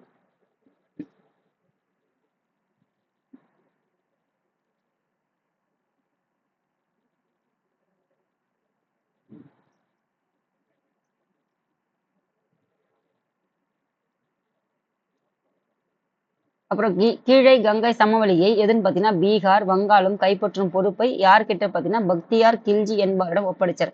அவர் மேற்கு பக்கமும் சிந்து நதி பக்கமும் இவர் வந்துட்டு கைப்பற்றிருப்பாரு. அதுக்கப்புறம் கீழே கங்கை சமவெளி பகுதி, அந்த பீகார் கீழே சமவெளி எதுன்னு பார்த்தீங்கன்னா கங்கை சமவெளி, பீகார் மற்றும் மேற்கு வங்காளம், இந்த பகுதிகளை, மேற்கு வங்காளம் கிடையாது வங்காளம்னாவே அப்போ வந்து வங்காளம் வந்து பிரிக்கப்படாத இந்தியாவில் தான் இருந்திருக்கும். இப்போதான் வந்துட்டு வங்காளம் பங்களாதேஷ்னு கொஞ்சம் இருக்கும். அதனால வந்து வங்காள பகுதியையும் பீகார் பகுதியையும் கீழே கங்கை சமவெளியை அப்படி வந்து அந்த பகுதியை வந்து கைப்பற்றக்கூடிய பொறுப்பு யார்கிட்ட கொடுத்தாருன்னு பார்த்தீங்கன்னா பக்தியார் கில்ஜி என்பவர்கிட்ட கொடுத்தாரு. அப்போ ஹைபக் டெல்லியில் பார்த்தீங்கன்னா குத்புதீன் ஹைபக் டெல்லியில் வந்துட்டு குவத் உல் இஸ்லாம் அப்படின்ற மஸ்ஜித் என்ற மசூதியை வந்து கட்டியிருப்பாரு. யார் கட்டினாருன்னு பார்த்தீங்கன்னா குத்புதீன் ஐபக். என்ன மசூதின்னு பார்த்தீங்கன்னா குவத் உல் இஸ்லாம் மஸ்ஜித் அப்படின்ற ஒரு மசூதி. இதுதான் வந்துட்டு இந்தியாவில் உள்ள மிக பழமையான மசூதி எதுனா இதுதான். ஏன்னா இவங்க தான் ஃபர்ஸ்ட் வராங்க இந்தியாவிற்குள்ள, இவங்க தான் வந்த முதல் முஸ்லிமும், அதே மாதிரி முதல் வந்து தலைவரும் இவர் தான். அப்போ இவர் தான் வந்து கட்டியிருப்பாரு. அப்போ இந்தியாவிலேயே பழமையான மசூதி எதுன்னு கேட்டாங்கன்னா எப்படி நீங்க ஞாபகம் வச்சுக்கணும்னா இந்தியாவில் முதல்ல வந்திருக்காருன்னு அப்போ அவர் கட்டினது தானே அப்படின்ற மாதிரி ஞாபகம் வச்சுக்கோங்க, மறக்குதுன்னா. அதுக்கப்புறம் மிக பழமையான மசூதி என குதுப்பினாருக்கு அருகே அவரே வந்து அடிக்கல் நாட்டியிருப்பார். அப்போ குதுப்பினார் வந்து எங்க கட்டியிருப்பாங்க, டெல்லியில வந்து குதுப்பினார் இருந்து கட்டியிருப்பாங்க. அதற்கு வந்து அடிக்கல் நாட்டினவர் யாருன்னு கட்டுறதுக்கு இப்போ நம்ம எப்படி பாக்குறோம், இப்போ இந்தியாவிலேயே ஆகட்டும் நம்ம தமிழ்நாட்டிலே ஆகட்டும், ஏதோ ஒரு கட்டடங்கள் கட்டுறதுக்கு வந்து ஒருத்தர் வந்து அடிக்கல் நாட்டுறாரு.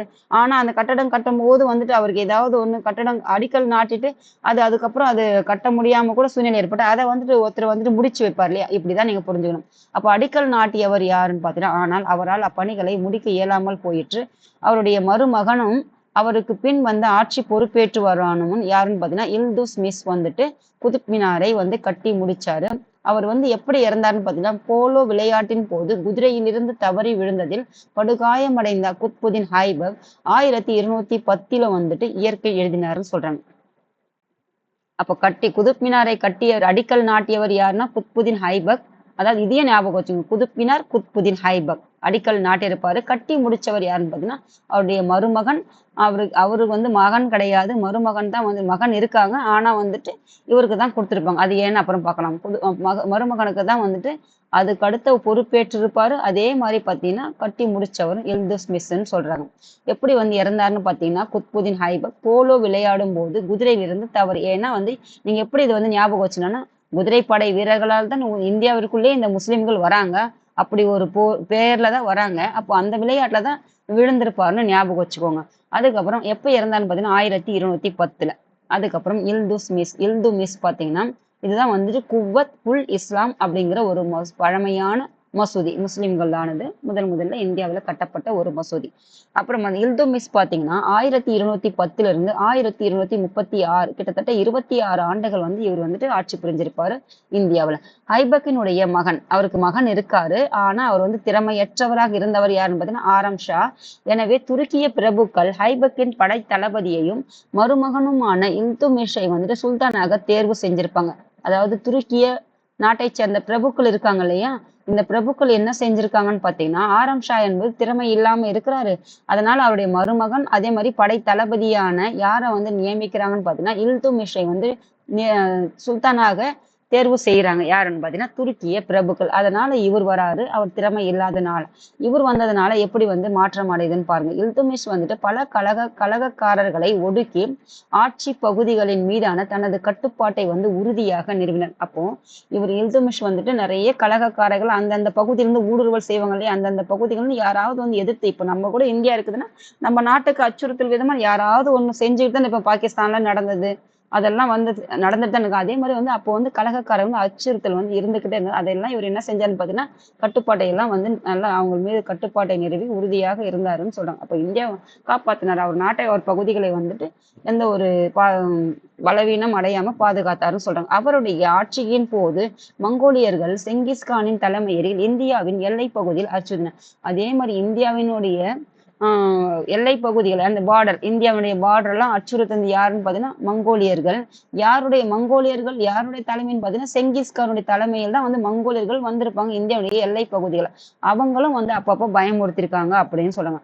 ஆனால் ஏற்கனவே செங்கிஸ்கானால் தோற்கடிக்கப்பட்டு விரட்டப்பட்டிருந்த யாருன்னு பாத்தீங்கன்னா குவாரிஜம் ஷா ஜலாலுதீன் என்பார் இல்துத்மிஷிடம் அடைக்கலமும் பாதுகாப்பும் கேட்டிருந்தார். அப்போ ஏற்கனவே இந்த செங்கிஸ்கான் வந்து அப்பப்போ மிரட்டிட்டு போறது மாதிரி யார் வந்து தோற்கடிக்கப்பட்டு விரட்டப்பட்டாருன்னு பாத்தீங்கன்னா குவாரிஜம் ஷா ஜலாலுதீன் என்பவர். இவர் போய் என்ன செஞ்சிருக்குன்னா இல்துத்மிஷ் கிட்ட போய் அடைக்கலமும் பாதுகாப்பும் கேட்டிருக்காரு. அவருடைய வேண்டுகோளை ஏற்க மறுத்ததன் மூலம் இல்துத்மிஷ் மங்கோலிய ஆபத்தை தவிர்த்தார். அப்ப இவருக்கு அடைக்கலம் கொடுத்திருந்தாருன்னா அப்போ இவங்க ஊடுருவி வந்திருப்பாங்கல்ல, இவர் வந்து அடைக்கலம் கொடுக்காததுனால அந்த பிரச்சனை அவரோட போயிடுச்சு. ஆனா இவருக்கு அந்த பாதிப்பு வரல. ஆனா இவரை வந்து இவர் சேர்த்திருந்தாருன்னா இவருக்கும் அந்த பாதிப்பு வந்திருக்கும். ஏன்னா மங்கோலியர்கள் வந்து அச்சுறுத்திருப்பாங்க.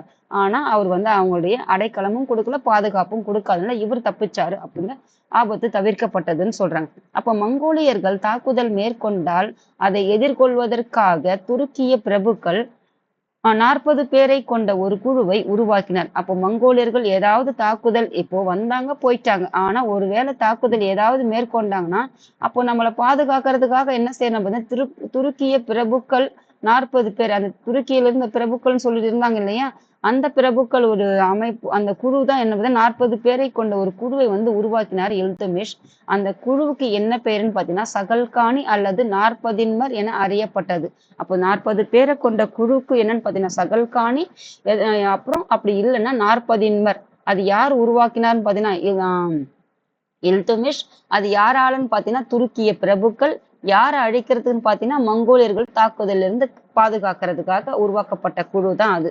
அதுக்கப்புறம் பாருங்க, இல்துத்மிஷ் தனது படைகளில் பணியாற்றியோருக்கு இக்தாக்களை நிலங்களை, அதாவது இக்தாக்கள்னா என்னன்னு பாத்தீங்கன்னா நிலங்கள்னு சொல்றாங்க, வழங்கினார் சொல்றாங்க. அப்ப இல்துத்மிஷ் பாத்தீங்கன்னா அவருடைய படை பிரிவு இருக்குது இல்லையா, அந்த இராணுவ படை அதெல்லாம் படிச்சு இல்லையா, அந்த இராணுவ படை பிரிவுகளுக்கு பாத்தீங்கன்னா இராணுவ படை கிடையாது, இது வந்து இராணுவ படை. இல்துத்மிஷ் தனது படைகளில் பணியாற்றுவர்களுக்கு இக்தாக்கள்னா நிலங்கள், அதை வந்து வழங்கியிருப்பாரு.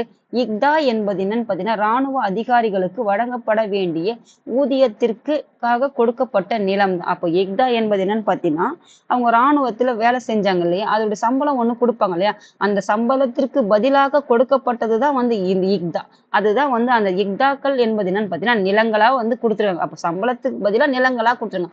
அந்த நிலத்திற்கு பெயர் தான் வந்து இக்தா அப்படின்னு சொல்றாங்க. அது கொடுத்தவர் யாருன்னு பார்த்தீங்கன்னா இல்துமிஷ். பாருங்க, அப்படியே உங்களுக்கு அந்த மறக்குதுன்னா இதுவும் வந்து இல்துமிஷ், கொடுத்தவர் யாருன்னா பார்த்தீங்கன்னா இக்தா அப்படின்ற நிலம் தான் கொடுத்திருக்காரு அப்படின்னு ஞாபகம் வச்சுக்கோங்க. அப்போ நிலத்தை பெற்றவர் என்னன்னு சொல்றான்னு பார்த்தீங்கன்னா இக்தாதார். இக்தாதார் என்பதுன்னு பார்த்தீங்கன்னா நிலத்தை யாரு வாங்கிக்கிட்டாங்களோ அந்த சம்பளமா நிலத்தை வாங்கினவங்க யாருன்னு பார்த்தீங்கன்னா இக்தாதார் அல்லது முக்தி என்று அழைக்கப்பட்டது. இது யாருக்காக விடப்பட்ட நிலம்னு பார்த்தீங்கன்னா இராணுவத்துல பணியாற்றிய அதிகாரிகளுக்கு. அதுக்கப்புறம் இவர் போர்க்காலங்களில் சுல்தானுக்கு இராணுவ உதவிகள் செய்ய வேண்டும். அப்போ போர் நடைபெறும் போது இப்போ சம்பளம் கொடுத்து ஒருத்தருக்கு வேலை கொடுத்து எல்லாத்தையும் நிலமும் கொடுத்து வச்சிருக்காங்கன்னா எதுக்கு, அவர் போர்க்காலங்கள்ல ஆபத்து காலங்கள்ல உதவுறதுக்காக தான் இவங்களை வச்சிருக்காங்க. அதுக்காக ஒரு உருவாக்கப்பட்ட ஒரு அந்த அமைப்பு இராணுவ அமைப்பு தான் வந்துட்டு இவங்களுக்கு உதவுறதுக்காக. எந்த காலங்கள்னா போர்க்காலங்கள்ல. அதுக்கப்புறம் பார்த்தீங்கன்னா தனது படைகளையும் குதிரைகளையும் பராமரிப்பதற்காக இக்தாதார் தனக்கு வழங்கப்பட்ட நிலங்களிலிருந்து வரி வசூல் செஞ்சுக்கிட்டாங்க. அப்போ இந்த இக்தாதார் வந்து யாருன்னு பார்த்தீங்கன்னா அந்த நிலத்தை வாங்கினவங்க. இவங்க அப்போ அந்த படைப்பிரிவு, அந்த இராணுவ படைப்பிரிவுக்குனுடைய தளபதிகள் தான் இவங்க, அதிகாரிகள் தான் இவங்க.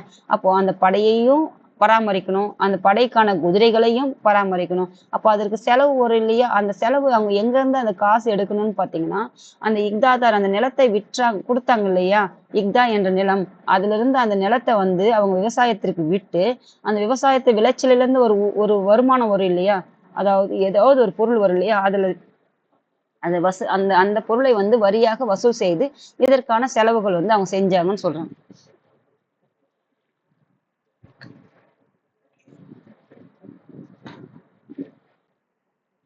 இதுதான் குதுப் மினார். இது எங்க இருக்குன்னு பாருங்கம்மா. டெல்லியில கட்டினவர் யாருன்னா குத்புதீன் ஐபக் வந்து அடிக்கல் நாட்டியிருப்பாரு.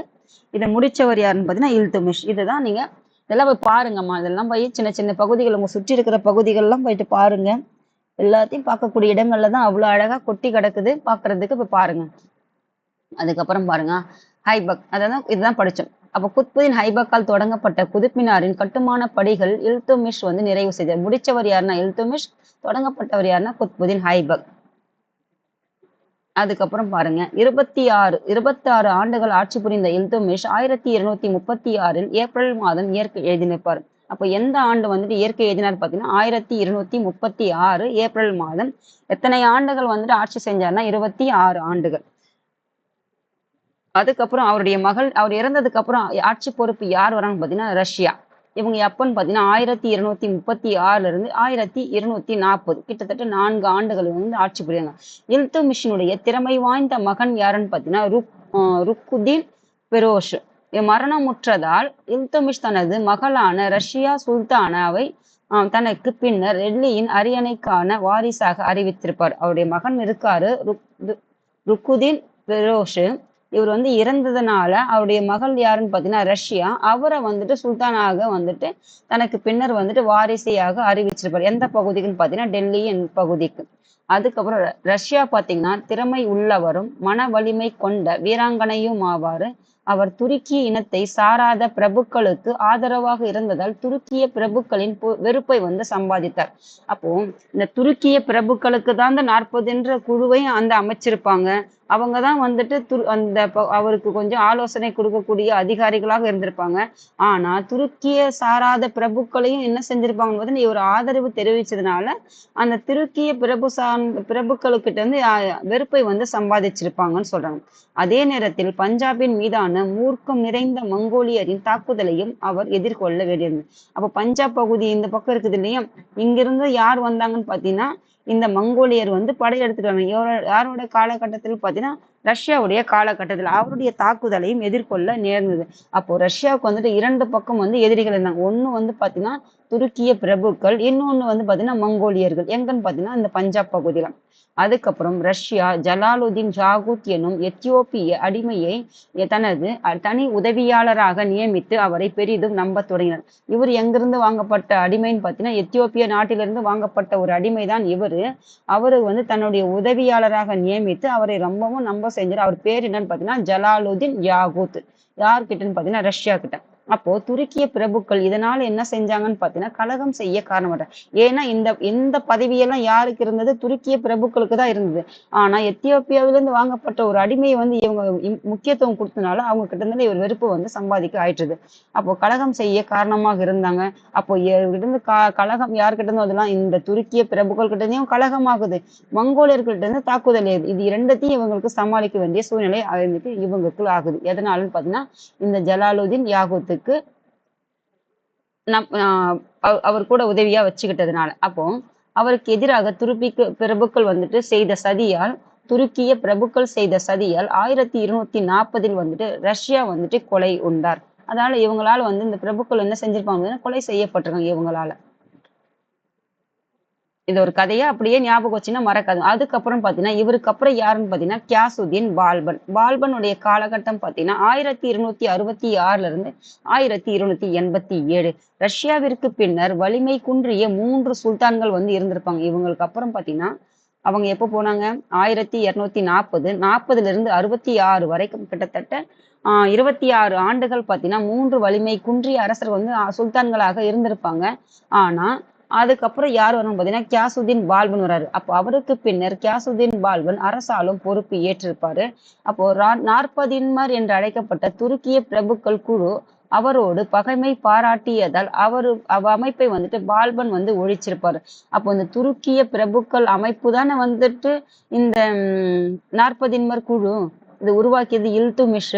அப்போ இவர் வந்துட்டு இந்த பால்பன் கூட வந்துட்டு பால்பன் பகை கொண்டதுனால இவரை வந்துட்டு இவர் என்ன செஞ்சிருப்பாருன்னா பிரிச்சு கலைச்சிட்டு இருப்பார். இந்த அமைப்பை வந்து எடுத்துட்டு இருப்பார். அப்ப பகைமை பாராட்டியால் அந்த அமைப்பை வந்துட்டு பால்பன் வந்து ஒழிச்சிருப்பார். அப்போ தனது ஆட்சிக்கு எதிராக சதி செய்வோரையும் இடையூறாக இருப்போரையும் கண்டறிய ஒற்றர் துறை ஒன்றை உருவாக்கினார். அப்போ இவருக்கு இப்ப எதிரிகள் வந்து உருவாயிட்டாங்க. யாரு பாத்தீங்கன்னா இந்த துருக்கிய பிரபுக்கள். அப்போ அதை கண்காணிக்கிறதுக்கு யார நியமிக்கிறான்னு பாத்தீங்கன்னா ஒரு ஒற்றர்னா வந்து அவர் பாக்குறது அதாவது ஒற்றர் வேலை செய்யறதுக்கு அவருக்கு வந்து பார்த்து சொல்றது அந்த மாதிரி ஒரு பிரிவை வந்து உருவாக்குறாரு. அப்போ தனது ஆட்சிக்கு எதிராக யாருன்னு பாத்தீங்கன்னா சதி செய்யறவங்கள யாரெல்லாம் அவங்களுடைய ஆட்சி செய்யறவங்க இடையூறாக இருக்கிறவங்களையும் இவங்களை வந்துட்டு பாக்குறதுக்காக அவர் தான் வந்து ஒற்றர் ஒரு துறை ஒன்றை உருவாக்குறார். ஒரு துறையே உருவாக்குறாரு. அப்போ அரசு அதிகாரத்திற்கு கீழ்ப்படியாமை எதிர்த்தல் போன்றவற்றை கடுமையாக கையாண்டார். யார் வந்து அரசருக்கு கீழ்ப்படியிலையோ யார் வந்து அரசரை வந்து எதிர்க்கிறாங்களோ இவங்களுக்கு எல்லாம் கடுமையாக தண்டனை வந்து கொடுக்கப்பட்டது. பால்பனுக்கு எதிராக கலகம் செய்ததால் வங்காள பகுதியினுடைய வங்காளம் ஒரு மாகாணம். அந்த மாகாணத்தினுடைய ஆளுநர் யாருன்னு பாத்தீங்கன்னா துக்ரில் கான் கைது செய்யப்பட்டு கொல்லப்பட்டார். இவர் வந்துட்டு பாத்தீங்கன்னா வங்காள மாகாணத்தினுடைய ஆளுநர் யாருன்னு பாத்தீங்கன்னா துக்ரில் கான். இவர் வந்து பால்பனுக்கு எதிராக இருந்ததுனால இவர் வந்து கொல்லப்பட்டிருக்காருன்னு சொல்றாங்க. அதுக்கப்புறம் இதெல்லாம் அப்படியே இன்சியன்ஸா எழுதி வச்சுக்கிட்டா மறக்காதுமா உங்களுக்கு. இதெல்லாம் நோட்ஸா எடுக்க தேவையில்ல. இவரு கியாசுதீன் பால்பனுடைய காலம், அதுக்கப்புறம் வந்துட்டு என்ன குழு வந்து ஒழிச்சாரு, ஏன் வந்து ஒழிச்சாரு, அதை அப்படியே எழுதி வச்சுக்கிட்டு அதுக்கப்புறம் வங்காள ஆளுநர் யாருன்னு பாத்தீங்கன்னா துக்ரில் கான்.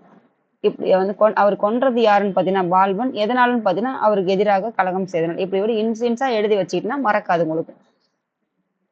அதுக்கப்புறம் தனது எதிரிகளான மீவாட்டை சேர்ந்த மியோக்கள், வடமேற்கு இந்தியாவை சேர்ந்த ராஜபுத்திர முஸ்லிம், நம்ம படிச்சு இல்லையா ராஜபுத்திரர்கள் வந்து மாலவ பகுதியில இருந்த ராஜபுத்திர அரசர்கள்.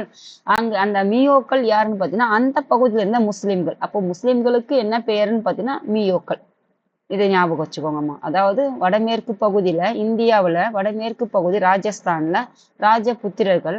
அந்த பகுதியில் ராஜபுத்திரர்கள் இந்துக்களும் இருப்பாங்க, முஸ்லீம்கள் இருப்பாங்க. அப்ப ராஜபுத்திரர்கள் முஸ்லீம் இருந்தாங்களே அந்த முஸ்லீம் இனத்தவருக்கு தான் என்னன்னு பாத்தீங்கன்னா மியோக்கள். அப்போ அப்படி அவங்க கிட்ட என்ன கருணை இல்லாமல் நடந்துகிட்டார்.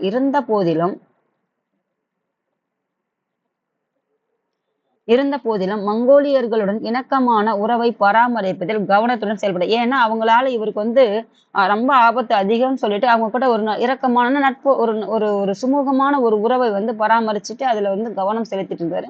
அதனால அது வரைக்கும் இவர் வந்து தக்க வச்சுட்டு இருக்காரு. இல்லாட்டி அவங்களுக்கு ஆபத்து அதிகமா இருந்திருக்குன்னு சொல்றாங்க. அப்போ செங்கிஸ்கானுடைய பேரனும் ஈரானின் மங்கோலிய வைஸ்ராயுமான குலகு கான் என்பவரிடமிருந்து மங்கோலியர்கள் சட்லஜ் நதியை கடந்து படையெடுத்து வரமாட்டார்கள் என உறுதிமொழியை பால்பன் பெற்றார். யார்கிட்ட இருந்து பால்பன் உறுதிமொழியை பெற்றார்னு பார்த்தீங்கன்னா, செங்கிஸ்கான் இருக்கார் இல்லையா, அவருடைய பேரன். அந்த பேரன் யாருன்னு பார்த்தீங்கன்னா குலகு கான். அவன் என்னவா இருக்கான்னு பார்த்தீங்கன்னா, ஈரானின் மங்கோலிய வைஸ்ராய். அதாவது செங்கிஸ்கானுடைய பேரன், அந்த மங்கோலியாவினுடைய வைஸ்ராய். அவன் தான் குலகு கான். அவர்கிட்ட என்னன்னு ஒரு உறுதிமொழி வாங்குறாருன்னு பார்த்தீங்கன்னா, இந்த சட்லஜ் நதியை கடந்து, சட்லஜ் இருக்குது இல்லையா, சட்லஜ் நதி சிந்து நதியினுடைய துணையாறு, அந்த கிளையாறு, அந்த நதியை தாண்டி நாங்க படையெடுத்து வரமாட்டோம் அப்படின்னு ஒரு உறுதிமொழியை கொடுத்துடுறாரு. அந்த உறுதிமொழியை இவர் நம்பவும் செஞ்சிடறாரு. அதனால பின் விளைவுகளும் வந்திருக்கு. இதுதான் பால்பனுடைய கல்லறை. அப்ப மங்கோலியர்களின் தாக்குதலில் இருந்து நாட்டை பாதுகாப்பதற்காக பால்பன் பல கோட்டைகளையும் கட்டிருப்பார். அப்படி இருந்தாலும், உறுதிமொழி கொடுத்திருந்தாலும் அவர் என்ன செய்யறாரு, நாட்டை பாதுகாக்கணுன்றதுக்காக கோட்டையும் கற்றாரு. யாருன்னா பால்பன். அப்போ பாரசீகத்தை சேர்ந்த புகழ்பெற்ற கவிஞரான அமீர் குஸ்ரு என்பவர் பால்பனை ஆதரித்தார். அப்போ பால்பன் யாரை ஆதரித்தார்னு பார்த்தீங்கன்னா அமீர் குஸ்ரு. இவர் யாருன்னு பார்த்தீங்கன்னா பாரசீக கவிஞர். அது ஆதரவு யாருன்னு பார்த்தீங்கன்னா பால்பன். அப்ப பால்பன் 1287 மரணம் முற்றுப்பார். இங்க ஒரு கொஸ்டினா ஞாபகம் வச்சுக்குமா. அப்போ பால்பன் யாரை ஆதரித்தார்னு பார்த்தீங்கன்னா அமீர் குஸ்ரு. இவர் எந்த நாட்டு கவிஞர்னு பார்த்தீங்கன்னா பாரசீக நாட்டு கவிஞர். அதுக்கப்புறம் இவர் இறந்தது எப்பன்னு பார்த்தீங்கன்னா 1887 இறந்திருப்பாரு. பால்பனின் மகன் யாருன்னு பார்த்தீங்கன்னா கைகுபாத் திறமையற்றவராக இருந்திருப்பாரு. 1290 படைத்தளபதியாக பணியாற்றிய மாலிக் ஜலாலுதீன் கில்ஜி அரச பிரதிநிதியாக, அதாவது நாயிப் சொல்லுவாங்க இல்லையா, அதை அரச பிரதிநிதியாக பொறுப்பேற்றிருப்பாரு. அப்போ அவருடைய படைத்தளபதியாக யாருன்னு பார்த்தீங்கன்னா மாலிக். அவர் யாருன்னு பார்த்தீங்கன்னா ஜலாலுதீன் கில்ஜி அரச பிரதிநிதியாக பொறுப்பேற்றிருப்பாரு. அப்போ அந்த கைகுபாத் திறமையற்றவராக இருந்ததுனால இவர் என்னவாகிறான்னு பார்த்தீங்கன்னா, அரச பிரதியாக இருந்த இவர் சுல்தான் கைகுபாத்தின் பெயரால் அவர் நாட்டை ஆண்டிருப்பார். அப்போ இவர் திறமை கிடையாது. அவரின் பெயரால அரச பிரதிநிதியாக, அவருக்கு பதிலாக இவர் என்ன செய்யறாருன்னு பார்த்தீங்கன்னா நாட்டை ஆள்றாரு அவர் பெயர்ல. அப்ப பின்னர் ஒரு நாளில் ஜலாலுதீனால் அனுப்பப்பட்ட அதிகாரி ஒருவரால் பார்த்தீங்கன்னா கைகுபாத் கொல்லப்பட்டிருப்பார். அப்ப அவரால் இவர் கொல்லப்பட்டிருப்பாரு. அதன் பின்னர் ஜலாலுதீன் முறையாக அரியணை ஏறினார். அவரிலிருந்து கில்ஜி அரச வம்சத்தின் ஆட்சி தொடங்கியது. அதாவது இவர் ஒரு படைத்தளபதி மாலிக். ஜலாலுதீன் கில்ஜி வம்சத்தை சேர்ந்த ஒரு படைத்தளபதி தான் இந்த மாலிக்கு. ஆனா இவர் யாருடைய பெயர்ல முதல்ல அரியணை ஏறினார்னு பார்த்தீங்கன்னா இந்த கைகுபாத்தினுடைய பெயர்ல. ஏன்னா இவர் திறமை அற்றவராக இருக்கிறாரு. ஆனா இவர் இவரை படை அதாவது இவர் கொன்னுறாரு. அதாவது அந்த அரியணை மேல ஆசைப்பட்டு கொன்னுறாரு. ஏன்னா அவர் பெயர்ல தான் இவர் அரியணை ஏறிருக்காரு. ஆனா தன்னுடைய பெயர்லயே அரியணை ஆளணும்னு சொல்லிட்டு இவரை கொன்னுட்டு அவர் என்ன பெயர்ல இப்ப அரியணை ஏறின, அதாவது அவர் கொல்றதுக்கு முன்னாடி கைகுபாத் பெயர்ல அரச பிரதிநிதியாக நாயிப்பாக தான் பொறுப்பேற்கிறார். ஆனா அவர் கொன்னுட்ட பிறகு எந்த மாதிரி பெயர் மாறுதுன்னு பாத்தீங்கன்னா அவருடைய கில்ஜி வம்சத்தினுடைய ஆட்சி தொடங்குது ஜலாலுதீனுக்கு. அதுக்கப்புறம் பாருங்க, இப்ப என்ன வம்சம் பார்த்தீங்கன்னா கில்ஜி அரச வம்சம் தொடங்குது. கில்ஜி அரச வம்சம் பார்த்தீங்கன்னா 1290 1320 வரைக்கும் கில்ஜி வம்சம் காலகட்டம். இப்ப முதல்ல யார் வேணாம்னு பார்த்தீங்கன்னா ஜலாலுதீன் கில்ஜி. இவர் 1290 1296 6 ஆண்டுகள் ஆட்சி புரிகிறாரு. கைகுபாத்தை கொன்றதுக்கு அப்புறம் இவர் பெயர்ல அரியணை ஏறினாங்க. அப்போ ஜலாலுதீனுடைய ஆட்சியின் போது பல படையெடுப்புகள் மேற்கொள்ளப்பட்டன. நிறைய படையெடுப்புகள் மேற்கொள்ளப்பட்டது. அவற்றில் பெரும்பாலான, அதாவது பால்பன் கிட்டே இருந்தது இப்போ நிறைய இருக்குது. அப்போ ஏன்னா அவர் எல்லாரையும் என்ன மாதிரி வச்சிருந்தாரு, கொஞ்சம் கோட்டைகளையும் வலிமையா கட்டிட்டாரு. அதே மாதிரி மங்கோலியர்கள் படையெடுப்பு இல்லாம நட்புறவோடு இருந்ததுனால அவ்வளவா இல்லை. ஆனா இவர்கிட்ட என்ன ஆச்சுன்னு பாத்தீங்கன்னா படையெடுப்புகள் மேற்கொள்ளப்பட்டன. அவற்றில் பெரும்பாலான படையெடுப்புகளை திட்டமிட்டு தலைமையேற்று நடத்தியது காராவின் ஆளுநரான அலாவுதீன் கில்ஜி அவர். அப்போ காரா என்ற ஒரு பகுதிக்கான ஆளுநர் தான் யாருன்னு பாத்தீங்கன்னா அலாவுதீன் கில்ஜி.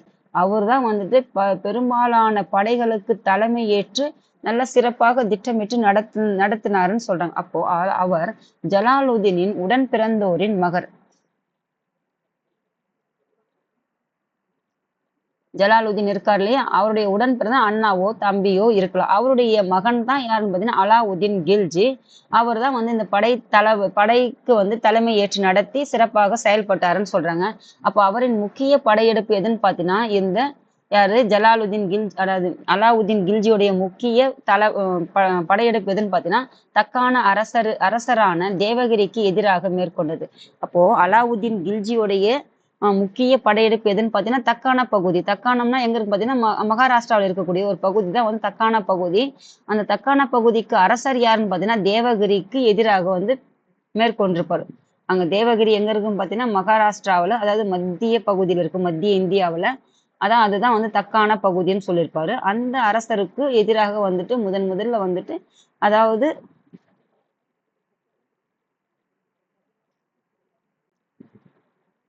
முக்கிய படையெடுப்பு எதுன்னு பார்த்தீங்கன்னா தக்கான பகுதி, அதாவது தேவகிரி. அதுக்கப்புறம் பார்த்தீங்கன்னா அலாவுதீன் பார்த்தீங்கன்னா தேவகிரி வந்துட்டு யாதவ அரசர் யாருன்னா ராமச்சந்திரன். அப்போ அலாவுதீன் என்ன செய்யறான்னு பார்த்தீங்கன்னா தேவகிரியை சார்ந்த யாதவ அரசர் யாருன்னு பார்த்தீங்கன்னா ராமச்சந்திரன். அதாவது இது என்னன்னு பார்த்தீங்கன்னா இந்த அரச பெயர்கள் சொல்லுவாங்கல்ல, அந்த குலத்தினுடைய பெயர்கள்.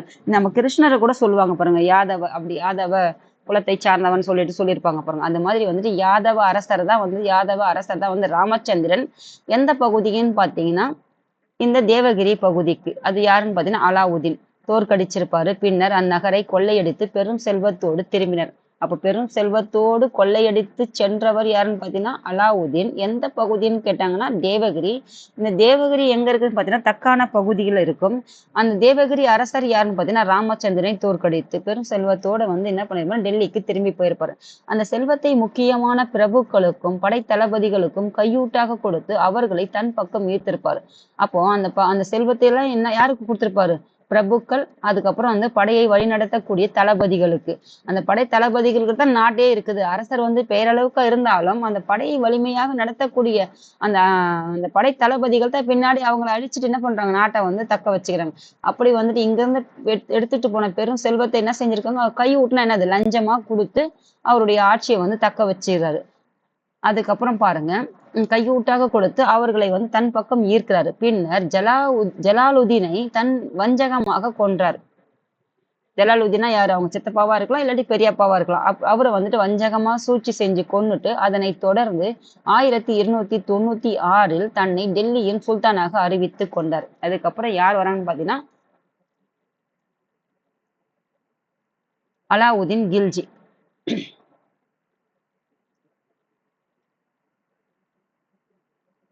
இதுக்கப்புறம் பாருங்க துக்ளக் வம்சம்.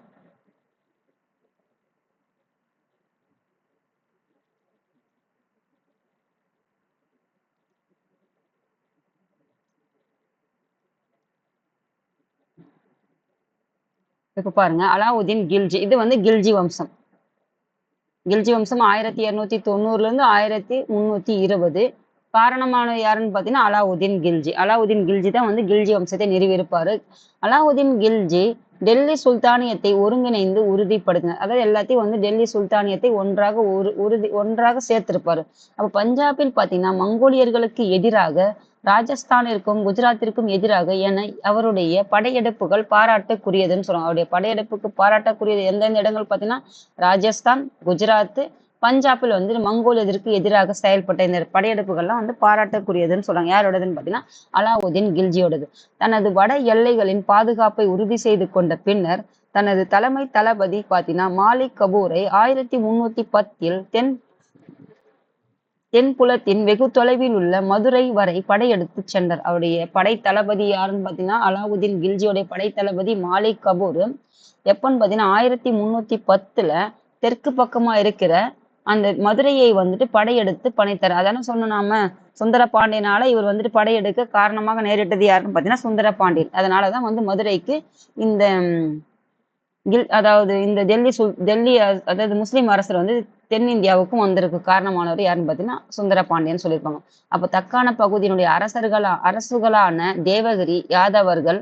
அப்போ தக்கான அரசு எதுன்னு பார்த்தீங்கன்னா தேவகிரி பகுதி யாதவர்கள், துவார சமுத்திரத்தின் ஒய்சாளர்கள், அதாவது வந்துட்டு துவார சமுத்திரம், இதெல்லாம் பகுதிகள், இதெல்லாம் அந்த இடத்தினுடைய பெயர்கள். துவார சமுத்திரத்தினுடைய ஒய்சாளர்கள், வாரங்கல் பகுதியை சார்ந்த காகதியர்கள், மதுரை பாண்டியர்கள். இது வந்து தக்கான பகுதி. இது எங்கன்னு பார்த்தீங்கன்னா மகாராஷ்டிரா. யாதவர்கள், அதுக்கப்புறம் துவார சமுத்திரம். இது எங்க இருக்குன்னு பார்த்தீங்கன்னா கர்நாடகாவான்னு தெரியல, இது ஒன்னா தேடி பாருங்கம்மா. ஒய்சாளர்கள். வாரங்கல் எங்கன்னு பார்த்தீங்கன்னா ஆந்திரா. வாரங்கல் காகதீயர்கள்.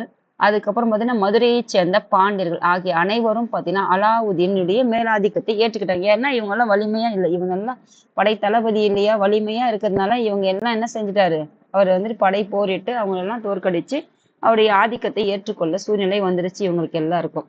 அப்படியே டெல்லியில இருந்து இங்க வராது, மதுரை நோக்கி வரும்போது வழியிலெல்லாம் இவங்களை பார்த்துட்டு இவங்க எல்லாம் ஏத்துக்கிற சூழ்நிலைக்கு வந்துதான் கடைசியா எங்க வந்திருப்பாருன்னா மதுரைக்கு வந்திருப்பாரு. வர வழியிலெல்லாம் இவங்களையும் அடக்கி ஆண்டிருப்பாங்கன்னு சொல்றாங்க. அதுக்கப்புறம் பார்த்தீங்கன்னா சித்தூர் வந்துட்டு எப்போ வந்து கையாடல் சொல்றாங்க, 1303 சித்தூரில் பார்த்தீங்கன்னா ராஜபுத்திர படைகளை அலாவுதீனின் படைகள் திணறடித்த நிலையில் தோல்வி அடைந்து விடுவோம் என்ற சூழலில் கோட்டைக்குள் இருந்த ஆடவரும் பெண்டிரும் தங்களது பண்டைய மரபின்படி ஜவஹர் எனப்படும் சடங்கை வந்து நடத்திருப்பாங்க. அப்போ சித்தூர்ல பார்த்தீங்கன்னா இந்த ராஜபுத்திர படைகள் இருந்ததுல சித்தூர்ல நம்ம சென்ற வகுப்புல படிச்சிருப்போம். அந்த படைகள் வந்துட்டு தோற்கடிச்சிருவாங்கன்னு சொல்லிட்டு யாருடைய படைகள், அலாவுதீனுடைய படைகள், யாரு, மாலிக் கபூர் அவருடைய படைகள் வந்து தோற்கடிச்சிருவாங்க அப்படின்னு நினைச்சிட்டு அவங்களுடைய ஆண்கள் பெண்கள் இரு பாலரும் என்ன செஞ்சிருப்பாங்கன்னா அவருடைய பண்டைய மரபு, அவங்களுடைய பழக்க வழக்கம், அதுதான் வந்து பண்டைய மரபு என்னன்னு பார்த்தீங்கன்னா ஜவஹர் என்ற ஒரு மரபு, அந்த சடங்கை வந்து நடத்துனாங்க. அந்த சடங்கு எந்த மாதிரின்னு பார்த்தீங்கன்னா இந்த சடங்கின் படி ஆடவர்னா என்னன்னு பார்த்தீங்கன்னா கோட்டையை விட்டு வெளியேறி போர்க்களத்தில் மாழ்வர், பெண்கள் என்றால் தீயில் புகுந்து தங்களை மாய்த்து கொள்வர். அதாவது கோட்டைக்குள்ள தீயில எரிஞ்சிட்டு தன்னுக்குள்ளே ஆஹ் அதாவது தீயில அவங்களுக்குள்ள தீ வச்சுட்டு எரிச்சுக்கிறது. ஆணா இருந்தாங்கன்னா என்ன செய்வாங்க பார்த்தீங்கன்னா போர்க்களத்துல போயிட்டு இறந்துருது. இதுதான் வந்துட்டு ஜவஹர் என்ற முறை. இது யாருக்கிட்ட இருந்ததுன்னு பார்த்தீங்கன்னா ராஜபுத்திர அரசர்கிட்ட இருந்தது. சித்தூர்ல இருந்து ராஜபுத்திர அரசர்கள் கிட்ட இருந்ததுன்றாங்க. அதுக்கப்புறம் இதான் வந்து சித்தூர் கோட்டை. இந்த சித்தூர் கோட்டை எங்கன்னு பார்த்தீங்கன்னா ஆந்திராவில் இருக்குதுமா. அதுக்கப்புறம் பாருங்க, அலாவுதீனின் படையெடுப்புகளைப் போலவே அவருடைய அரசியல் நிர்வாக சீர்திருத்தங்களும் பாராட்டுக்குரியது. அலாவுதீனுடைய படையெடுப்புகள் எப்படி வந்துட்டு பாராட்டுக்குரியது மாதிரி இருந்தாலும் அதே மாதிரி அரசியல்ல வந்து நிர்வாக சீர்திருத்தமும் வந்துட்டு பாராட்டுக்குரியதாக இருந்ததுன்னு சொல்றாங்க. அதுக்கப்புறம் டெல்லியை சுற்றி என்ன மாதிரி நிலங்கள் இருந்ததுன்னா வேளாண் செய்யக்கூடிய நிலங்களை வந்துட்டு முறையாக அளந்து செய்த அவர் ஒரு குறிப்பிட்ட அளவிலான நிரந்தர வரியை வந்து விதித்தார். அப்போ டெல்லியை சுத்தி இருக்கிற நிலங்களை வந்து என்ன செஞ்சிருக்கான்னு பார்த்தீங்கன்னா ஒரு முறையாக அளக்குறாங்க. அளந்தாதானே அதற்கிட்ட இருந்து ஒரு பொருளை வந்து வாங்க முடியும்.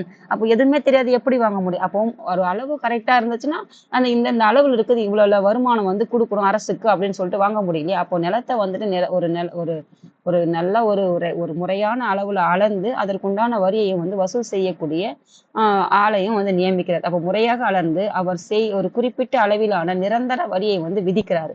அப்போ வரிகளை வசூல் செய்யும் பணியை வந்துட்டு யார்கிட்ட கொடுக்கணும் பார்த்தீங்கன்னா ராணுவ அதிகாரிகளிடம் ஒப்படைக்கிறாரு. அப்போ ராணுவ அதிகாரிகள் கிட்ட தானே அந்த இதாக்கள்லாம் நிலங்கள்லாம் வழங்கப்பட்டது. அந்த அதிகாரிகள் கிட்ட என்ன பொறுப்பு கொடுக்குறான்னு பார்த்தீங்கன்னா அந்த நிலங்கள் கிட்ட இருந்த வரக்கூடிய வரியை வந்து வசூலிக்கக்கூடிய பொறுப்பு வந்துட்டு இந்த ராணுவ அதிகாரிகள் கிட்ட கொடுக்குறாங்க. கொடுத்தவர் யாருன்னு பார்த்தீங்கன்னா அலாவுதீன் கில்ஜி.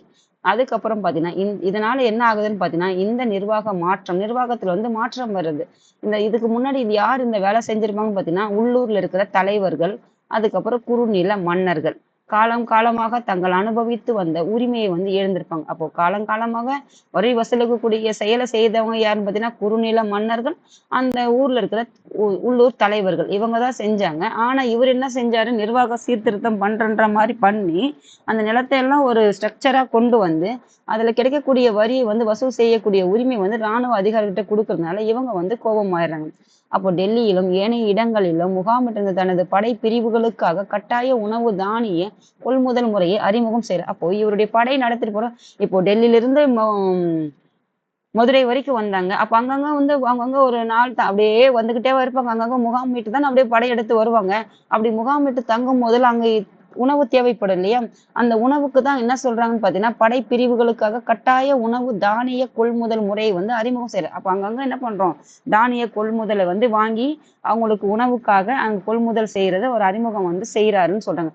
அப்போ அந்த கொள்முதல் விலை பாத்தீங்கன்னா சுல்தானால் நிர்ணயம் செய்யப்பட்டது. யாராலும் பாத்தீங்கன்னா இந்த விலை வந்துட்டு இந்த வாங்கக்கூடிய அந்த விலையை நிர்ணயம் செய்யறவங்க யாருன்னு பாத்தீங்கன்னா சுல்தான், அவர் தான் வந்து நிர்ணயம் செய்யப்படுறாங்க. செய்யறது அவர்தான். அப்ப வரியாக வசூலிக்கப்பட்ட தானியம் அரசாங்க பண்டகசாலை. இவர் வந்து அந்த வரியை வந்துட்டு நிர்ணயம் பண்றது யாருன்னு பார்த்தீங்கன்னா, அந்த கொள்முதல், அதாவது மொத்தமா ஹோல்சேல் சொல்றேன் இல்லையா? அந்த மாரி மொத்த கொள்முதல் விலையை நிர்ணயம் பண்றது வந்து சுல்தானு. அந்த வரியாக வசூலிக்கப்பட்ட அந்த தானியத்தை எங்க எடுத்துன்னு போய் வைக்கிறாங்கன்னு பார்த்தீங்கன்னா, அரசாங்கத்துக்கு ஒரு குடோன்னு சொல்லுவாங்க இல்லையா? அந்த மாதிரி பார்த்தீங்கன்னா, ஒரு பண்டக சாலைகளில் பார்த்தீங்கன்னா, சேகரித்து வைக்கப்பட்டது. அப்ப அங்கங்க பண்டக சாலைகள்லாம் திறந்து வச்சுட்டு, அதுல இருந்து வரியாக வசூலிக்கப்பட்டு அங்கங்க தங்கக்கூடிய அந்த படைப்பிரிவுகளுக்கு அவங்களுக்கு உணவா கொடுக்கப்பட்டது. ஆனா இது அந்த வரியை வந்துட்டு நிர்ணயம் செய்தது யாருன்னு பார்த்தீங்கன்னா சுல்தான்கள். அந்த சுல்தான்கள் தான் நிர்ணயம் பண்றதுக்கு அதிகாரம் கொடுத்திருக்காங்க. தனது புதிய சட்டதிட்டங்கள் நடைமுறைப்படுத்துவதை உறுதி செய்ய கொள்ள ஒற்றர்களை நியமித்தார். அப்போ இதெல்லாம் மாற்றம் பெறுது இல்லையா? இந்த மாதிரி ஒரு சட்டதிட்டங்கள்லாம் வந்தது, அதை நடைமுறைப்படுத்துறாங்களா இல்லையா அப்படின்றது அதை கண்காணிக்கிறதுக்கு யாரை நியமிக்கிறான்னு பார்த்தீங்கன்னா ஒற்றர்களை வந்து எல்லாரும் இப்போ இங்கிருந்து அரிசி வசூல் பண்றாங்களா இல்லையா, அது போயிட்டு குடோனுக்கு சேருதா, அதெல்லாம் அரசாங்கத்தினுடைய பண்டக சாலை தானே. இந்த அரசாங்க பண்டகத்துக்கு இந்த வரியெல்லாம் வருதா, இந்த வசூலெல்லாம் வசூலிக்கப்படுதா அப்படின்றது பார்க்கறதுக்காக, ஒரு உளவு பார்க்கறதுக்காக ஒற்றர் துறையை வந்து ஒருத்தர் உருவாக்குறாரு இவர். அப்போ ஒற்றர்கள் நேரடியாக சுல்தானிடையே நிலைமைகளை தெரியப்படணும். அப்ப யார்கிட்ட இந்த ஒற்றர்கள் வந்து அவர் தான் நியமிக்கிறார். அப்ப அவர்கிட்ட தான் வந்து சொல்லுவாங்க, ஞாபகம் வச்சுங்க. அதுக்கப்புறம் பார்த்தீங்கன்னா அலாவுதீன் 1316 இயற்கை எழுதினார். அவருடைய வழித்தோன்றல்கள் அதிகாரத்தை தக்க வைத்துக் கொள்வதில் தோல்வியுற்றதால் கியாசுதீன் துக்ளக் என்பவர் அதிகாரத்தை கைப்பற்றி துக்ளக் அரச வம்சத்திற்கு அடிக்கல் நாட்டியிருப்பாங்க. அலாவுதீன் கில்ஜி பார்த்தீங்கன்னா 1316 வந்து இறந்திருப்பாரு. அவருடைய வழித்தோன்றர்கள் வாரிசு இருக்காங்க இல்லையா, அவங்க என்ன ஆச்சுன்னு பார்த்தீங்கன்னா அது அதிகாரத்தை தக்க வச்சுக்கிறதுல தோல்வி அடைஞ்சிட்டாங்க. அப்படி தக்க வச்சு தோல்வி அடைஞ்சதுல யார் வராங்கன்னு பார்த்தீங்கன்னா கியாசுதீன் துக்ளக். அவர் தான் வந்து துக்ளக் அரச வம்சத்தை அடிக்கல் நாட்டிருப்பாங்கன்னு சொல்லுவாங்க. அடுத்த வகுப்புல பார்த்தீங்கன்னா துக்ளக் அரச வம்சமும் அதுக்கப்புறம் இந்த இந்த 3 அரச வம்சங்கள் இருப்பாங்க. இது அடுத்த பார்ட் 2ல பார்த்தோம்னா இந்த பாடம் வந்து நிறைவடைஞ்சோமா.